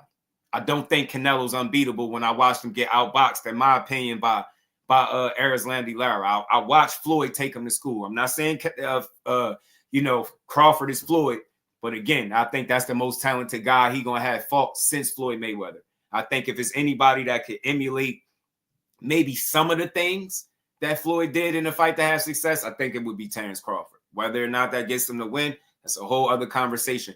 But I'm just not counting him 100% out the fight. I can't do that. I can't do that. He just showed it to me too many times. Even if I'm giving him a 5% chance, there's no way I'm saying there's 100% chance that you don't win. No, I can't do that. He showed it to me too much. And I seen Canelo get outboxed. He got a bit of a lazy approach. He liked to plot. If you weather an early storm or two, he kind of tapered down and he just cool with winning rounds. If he don't knock Bud Crawford out, I think he give him a chance to get outboxed. The longer the fight lasts, the more risky it could get for him. That's what I believe. You know what I mean? Especially if the power don't affect Bud how most fight fans think. They feel like that weight is just going to be the end-all, be-all. I'm still looking at the mental approach, and I don't feel like there's a separation is on Canelo's side that's significant enough to make me think that there's no way Terence Crawford could find a way. It might be a slim chance. It might be a 1% chance, a 2% chance, but there's some type of chance that Canelo Alvarez, a guy I've seen lose multiple times, can be outboxed. I seen Bevo outbox him. I seen Golovkin beat him in the first fight. I thought Lara beat him. In their fight. You get what I'm saying? If you go look at them punch stats, Canelo, they basically gave Canelo to win all body shots to me, and I just don't think he did enough in that fight. If you look at his face, and I know this might feel like a reach. If you look at his face right after he fought Lara, go look at his face, and then you see how he looked right after he fought Floyd. It's very similar. Like, he knew for sure that he didn't beat Floyd Mayweather. He knew undoubtedly before any scorecard needed to be read, he knew he didn't win. He looked very similar against Lara. He did not look like a guy that just knew I want to fight. I'm Jusdueboxing was good with. I don't know. Crawford didn't look good at 54. I don't think it's that he didn't look good. I don't think we taken into account that he was moving up. And I get it. Now you jump in 2 weight classes and you gotta beat this guy. That's why I ain't saying he's gonna beat Canelo, but I'll still give him a shot. That's all. Let's go. Canelo, Justice for Errol Spence. You know they're gonna be on that. Cornelius, what it do, man? Shout out to Hilltop. This will be the talented fighter Crawford has ever fought. I think that's pretty fair. I think that is fair. Grover was good. Larry only did good in rounds 1 through 4. You think so? I don't think so. I think he did good throughout. I think he did a very good job at not letting Canelo look like Canelo. He made remember Floyd fought him and made him punch the ropes. I remember Larry made him punch the ropes twice, like just completely missing. Larry was making him miss a lot. I still remember Canelo's best punch was an uppercut that split the guard and cut Larry's eye. That was the best shot of the fight for him. He got outboxed. I'm not changing my mind on that. You can't. I think Canelo landed a total of like 20-something headshots in that fight. I forget what it was. I gotta go back and look at the numbers. But I just don't see how they gave him that. I just didn't think he won. I thought Lara outboxed him clean. Canelo gasses midway through fights also. Bud can push the pace on his ass. I'm telling you, Bud just got to manage that first quarter of the fight and see what Canelo working with. If he can weather that, if he can deal with Canelo's little onslaught, we got a real fight. That's all I'm saying. But damn, that's a big guy though, man. Like, and I ain't saying he's a heavy guy, should I say, a little short, thick guy, because Crawford taller than him and longer, but I don't know. The weight might be a whole lot, especially at 37. It might, but I'm just not counting him out. I'm staying consistent, y'all. I never said Crawford gonna beat him. I'm just not gonna count him out. That's all. Crawford would need Victor Conte.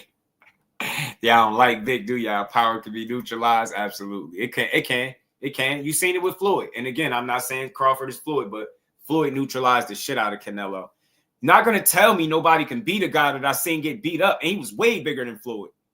He was way bigger.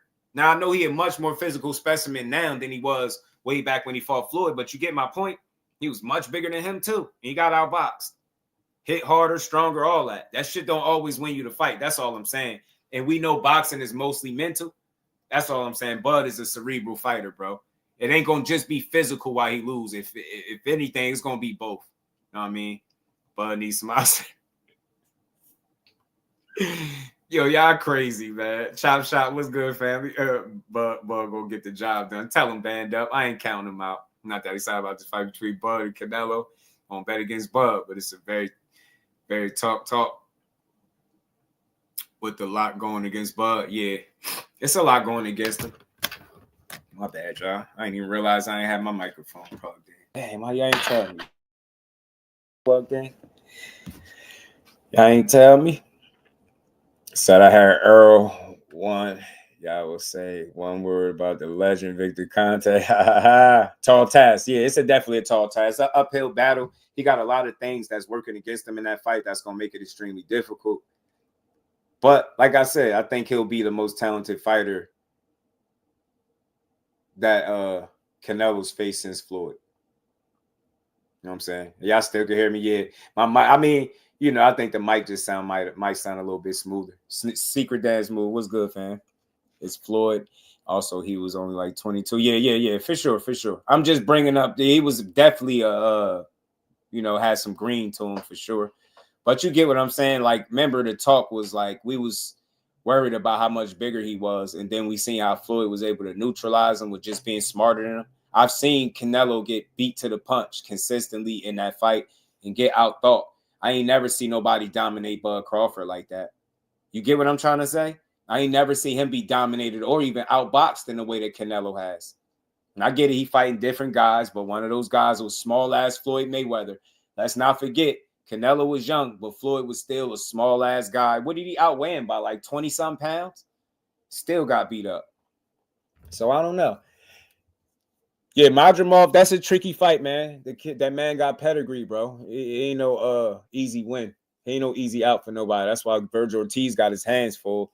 But if he make the fight look different, it's not going to be because he better than Bud. His styles make fights. So maybe his style could be a tougher matchup possibly for him than what Bud Crawford brought. But we're going to find out. I like Canelo too. He could fight. He could fight his ass off. He got one of the best resumes, if not the best resume in actively in boxing, bro. But I just don't like the way he move as of lately. But why I don't trip on it, because I know I don't got to pay attention to him. I ain't got to pay for his fights. If I don't want to watch him, I just don't watch him. Benavidez was using a face filter, and that face too smooth. You stupid, bro. Not the filter, bro. Not the filter, bro. He said, bro, out of the filter. That's crazy. Carlos Bowden movement. Wait, 170 versus Mayweather. See what I'm saying? These dudes be huge. And I know Floyd is one of one. I'm not trying to say nobody is Floyd, but I'm saying you've seen it be done before. Bieber wins on February 22nd, and he is one of the best 175 boxers of all time. I get why you would say that. I think he won the first time, to be honest with you. I think he won the first time, bro. I really do. I think he won the first time. I got Madron beating Virgil. Damn. Al Booker said maybe even stoppage. You think so too? Stoppage? I could see him winning. I could see him being a bit of a puzzle for Ortiz, depending on his approach. But I could also see Ortiz's pressure and his willingness to try to keep him on the back foot while he applied pressure. I could see that being a problem for Madrimov too. Because if you want to give him issues, you keep him on the back foot and stop him from advancing or coming forward, breaking the distance and working. And Bud Crawford reduced him to a one-handed fighter. So I wonder how Virgil Ortiz coming forward with two hands trying to apply pressure going, work in his favor or against him. Thought better be one. Me will win again. I ain't mad at it, Chop. It's one of those fights, Brody. It's close. But I just thought, like, this whole, he gonna get knocked out. He ain't come close to getting knocked out. And maybe, I ain't gonna lie, maybe that's part of the reason why I felt like he won, because he didn't get stopped. But nah, man, I just thought he did more consistent work. You know what? I got some homework when I get off of here after I get my business squared away. I need to go watch that fight again. Y'all just gave me some homework. Hold on. Y'all just gave me some homework. I need to watch that fight again. I need to watch this fight again.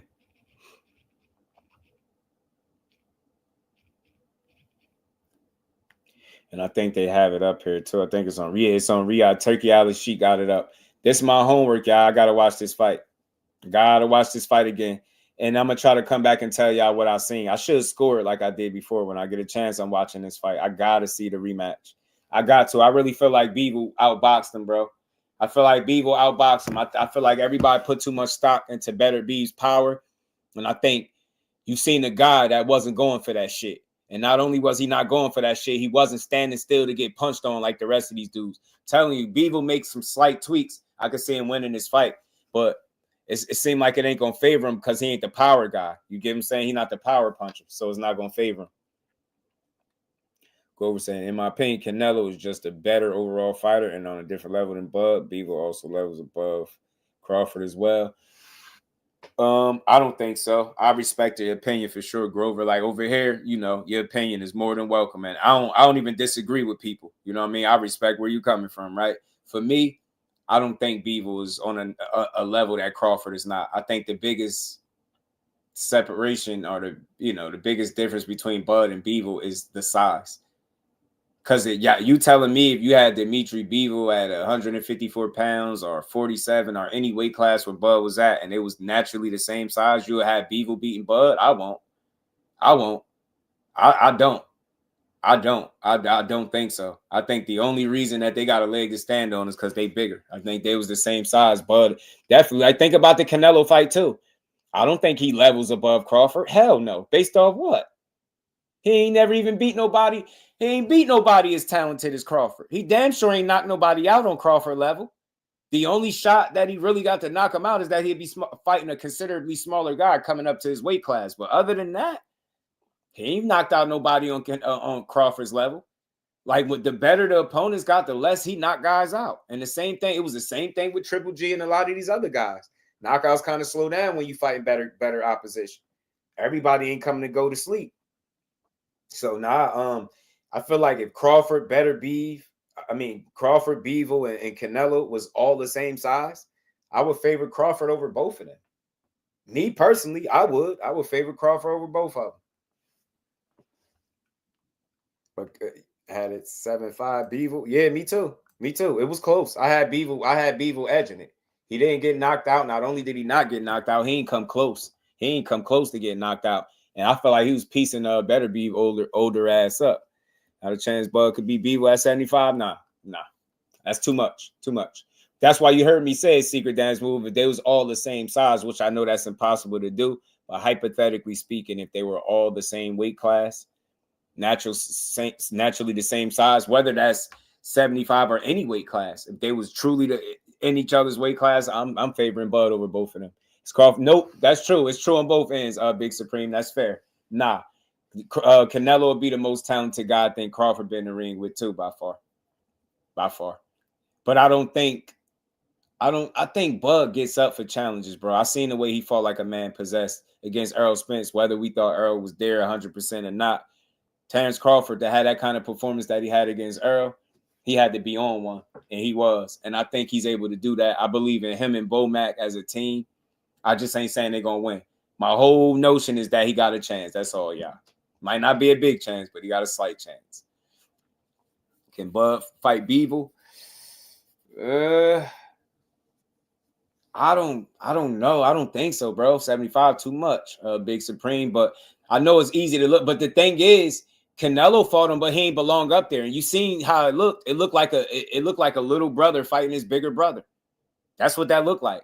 Canelo and Beevil looked like his little brother punching his bigger brother on the arms. You know what I mean? And the bigger brother just letting him unload and then schooling him. I swear that's what that looked like. And you got to think the main advantage that Canelo does have is the weight. I don't think he's more versatile than Terence Crawford. I don't think he's a better counterpuncher. I don't think he's more crafty. I could be wrong, but I don't think so. He fast though. He tricky. He's smart and clever, and he do got a real punch on him. So look, it'll be a tough fight. But look, man, like I said, man, Crawford just one of them ones. I think that's one of the best fighters actively in boxing, all of boxing. Yeah, he like 5'7", 70-inch reach. Bud is a little bit taller, and his arms are about, I think it's what he got, about 74-inch reach. I think Bud do. So, Bieber, I got a question. I'll go indication that Bud would just climb in the ring for. Yeah, for sure, Randall. That's that. I feel like that too. That's another thing that people ain't giving enough credit to. Bud getting in the ring is because he think he can win. I don't see him doing what Charlo did. I know a lot of people like, how you know? We don't know, but I'm willing to bet that he don't do that. I don't think his temperament would allow it. People being skilled and comfortable at 175 made Canelo look like, because Canelo shouldn't be up there. That's a fact. That's why I said he looked like he like a little brother getting, punching on his bigger brother arms. And that's all he did was make Beevil arms red and get beat up. That's all he did, because Canelo didn't belong up there. So although he fought up there and he won, he beat a Kovalev that was faded. He wasn't the crusher no more. He was coming off a quick turnaround. Dude had all type of legal issues, and that was the worst fight I ever seen from Kovalev. It looked fixed as hell. It looked crazy. I hated that fight. Beevil started strong. Offense dwindled as the fight progressed. Key to Beevil hurting Better Beeve is timing out. Beevil's got more than enough of a hand speed advantage to catch Better Beeve in the exchange. Absolutely, bro. Shout out to my guy Randall, man. Absolutely, bro. I think I'm sticking to it though. I think he slightly edged and outboxed the older Better Beeve. I think he did, bro. I do. Kovalev was also drinking heavily too. Remember the legal issues. He needed that quick cash grab, and then he got in the fight and looked like he was pulling his punches for the first time. I bet in his career, I've never seen another Kovalev fight look that suspect ever. Canelo don't get no love, man. Nah, Canelo. Listen, Big Supreme. Canelo is one of the best fighters in all of boxing. Still. That's why we still demand for him to fight top tier talent, because we know he's capable of beating these guys. I don't dislike Canelo. I just dislike his moves and how he felt like he above having to challenge himself because he put in so much work. I understand it to a degree, but at some point, when people are paying that much to see you fight, it's like you don't want to give the people exactly what they want. You get what I'm saying? At some point, every now and then, I ain't saying every fight got to be a killer and the toughest guy, but you get me? At some point, you got to give us something that we kind of like want. Get what I'm saying? Kind of got to give us something we want. Yeah, I don't think Madrimov won. I get what you're saying, Grover. I don't think Madrimov won though. He didn't do enough, bro. He was reduced to a one-handed fighter. Go watch that fight again and go watch any other Madrimov fight that you could find. I guarantee you won't see him fighting that way in none of those fights. You get what I'm saying? I don't think he won. He wasn't really going to the body. He was predominantly landing right hands. He's more of a two-handed fighter, and he really go for it. Bud had him thinking in there. Bud had him being on the back foot at times. Like, it was a chess match. If it was up to, like, that fight was fought at a Bud Crawford's pace, not a Madrimov pace. Go look at how he fight. Yo, he getting there. I done seen this dude take his feet up off the ground and throw punches. Like, terrible technique, just going after guys. He kept all that shit in check with Bud. He would not go for it the same way he do against other guys against Crawford. He was very respectful in his approach. And again, Bud Crawford walked him into his pace of fight. Bud went to his body. He had a consistent jab at times. I think he mixed it up, better combinations. I just think he showed more versatility. Showed a bit more wrinkles in that fight. Madrimov was reduced to a single hand fighter that wasn't really landing body shots. And he was doing a lot of thinking and feinting. A lot. You know what I'm saying? They was feinting a lot, both guys, but Bud did the better work down the stretch. You know what I'm saying? More consistent. More versatile. And he mixed it up. He just mixed it up better.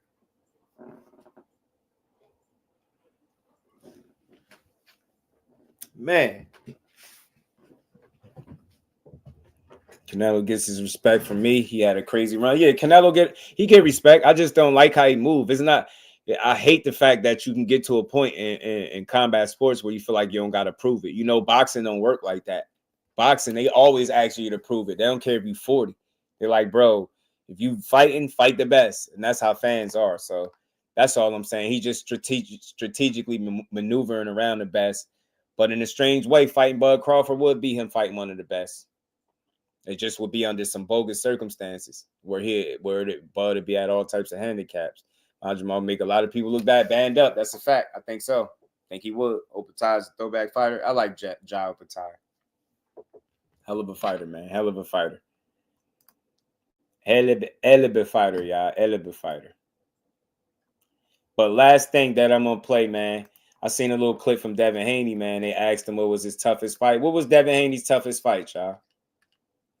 What was Devin Haney's toughest fight? Real quick. What was his toughest fight? The better the opponent, the better I am. You know, the more I step it up. You guys see me now with Lomachenko, you know, a Hall of Famer. So yeah, no, for sure. Fighting the best, I only rise to the occasion. Definitely. You've just named up there Vasily Lomachenko, who you've beaten, Regis Prograis. Who would you say the hardest fight that you've had is today? I would say so far, Loma. I think he's definitely a Hall of Famer. Had a lot of tools, a lot of experience, and he made me a better fighter. I knew y'all were gonna say that. That's why I was messing with y'all. He said, "Hell, it can it not be Ryan?" I mean, I was thinking people was gonna say Ryan, but not Sam because he, you know, the no contest. But I definitely thought the fight with no can't even say no controversy because it was controversy surrounding that decision. But the fight that where both guys was clean was obviously Loma and Devin. I think that was his toughest fight.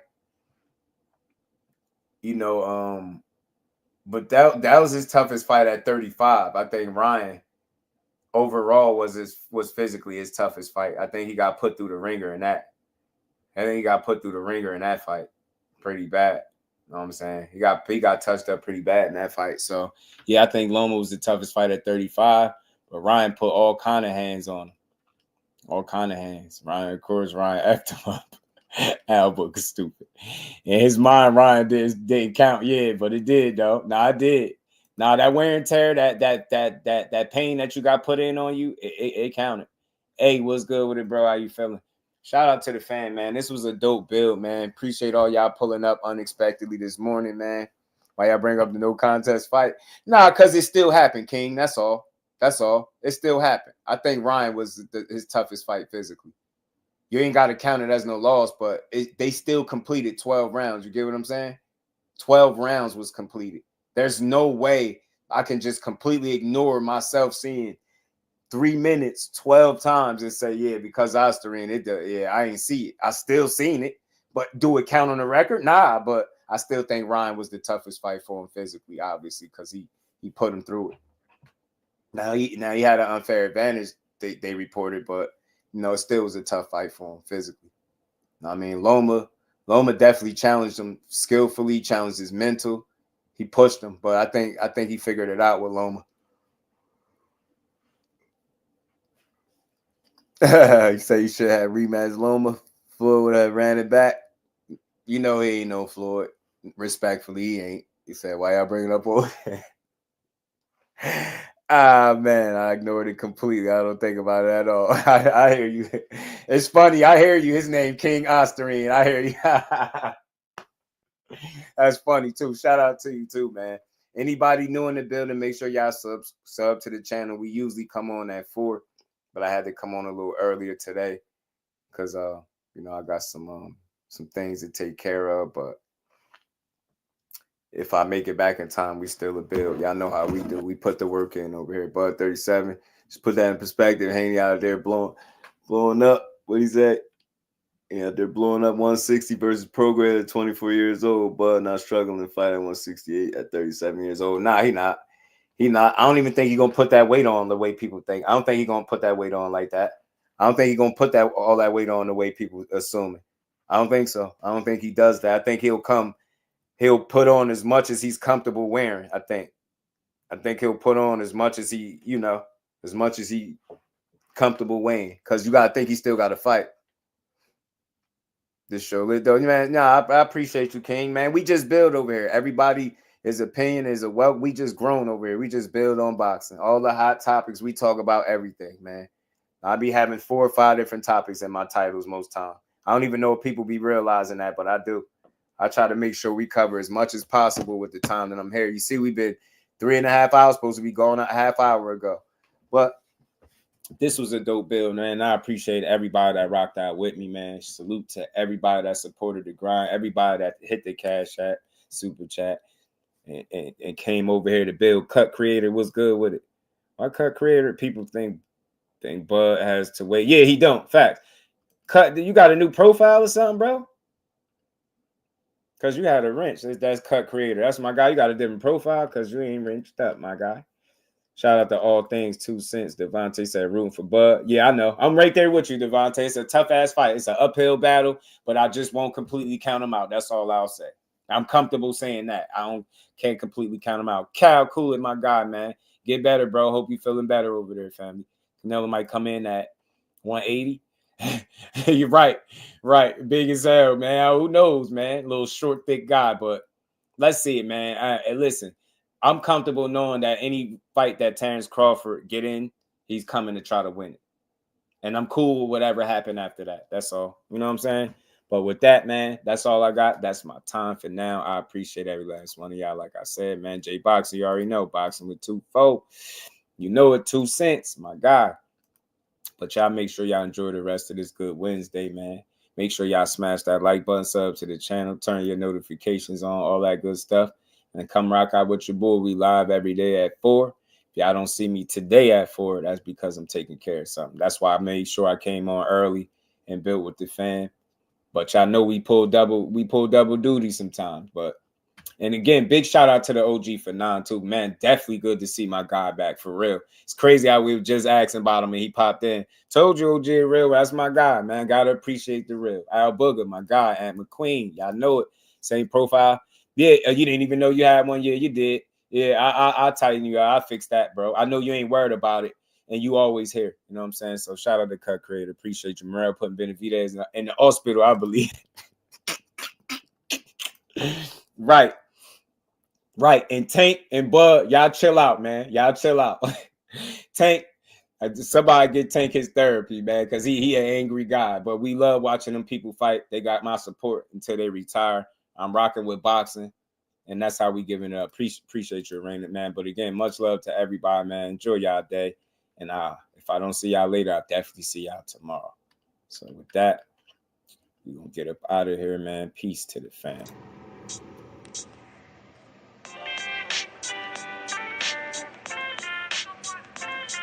Yo, you know the deal.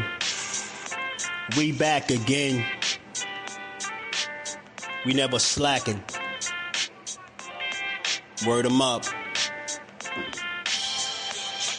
Ladies and guys, whether if you drunk or you high, it's time to pay respects to the illest man alive. If you think you got a point, he'll shrink you down to size. And from there it's downhill like a slinky or a slide. Open your eyes, got a deep connection with the rise, so you might see him jump in whenever they go live. Peep it, his channel blowing up now, it's not a secret. With tons of exclusive interviews to listen to.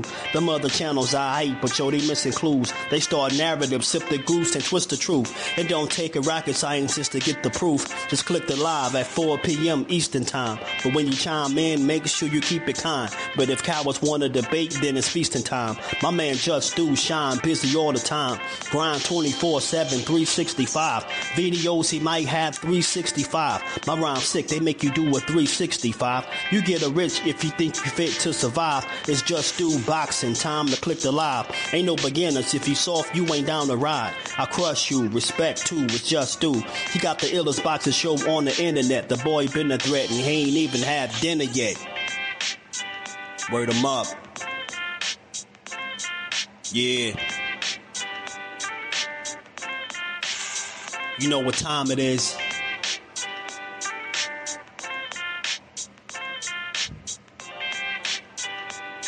$4 p.m. Eastern. Click the link. In the building. Make sure y'all subscribe to Jusdueboxing, the best boxing talk on YouTube. Jusdueboxing in the building, 4 o'clock shorty, man. Y'all make sure y'all check him out. He's going to be live today at 4 o'clock, man. And he's going to be spewing some good stuff as he always do with an unbiased approach, man. He's probably the most unbiased channel on YouTube. What's going on? And one of my favorite channels, if y'all into that pugilistic perfection, if y'all into that boxing, that's that boy Jusdueboxing here on YouTube. Make sure y'all check out Jusdueboxing, the only unbiased boxing channel on YouTube.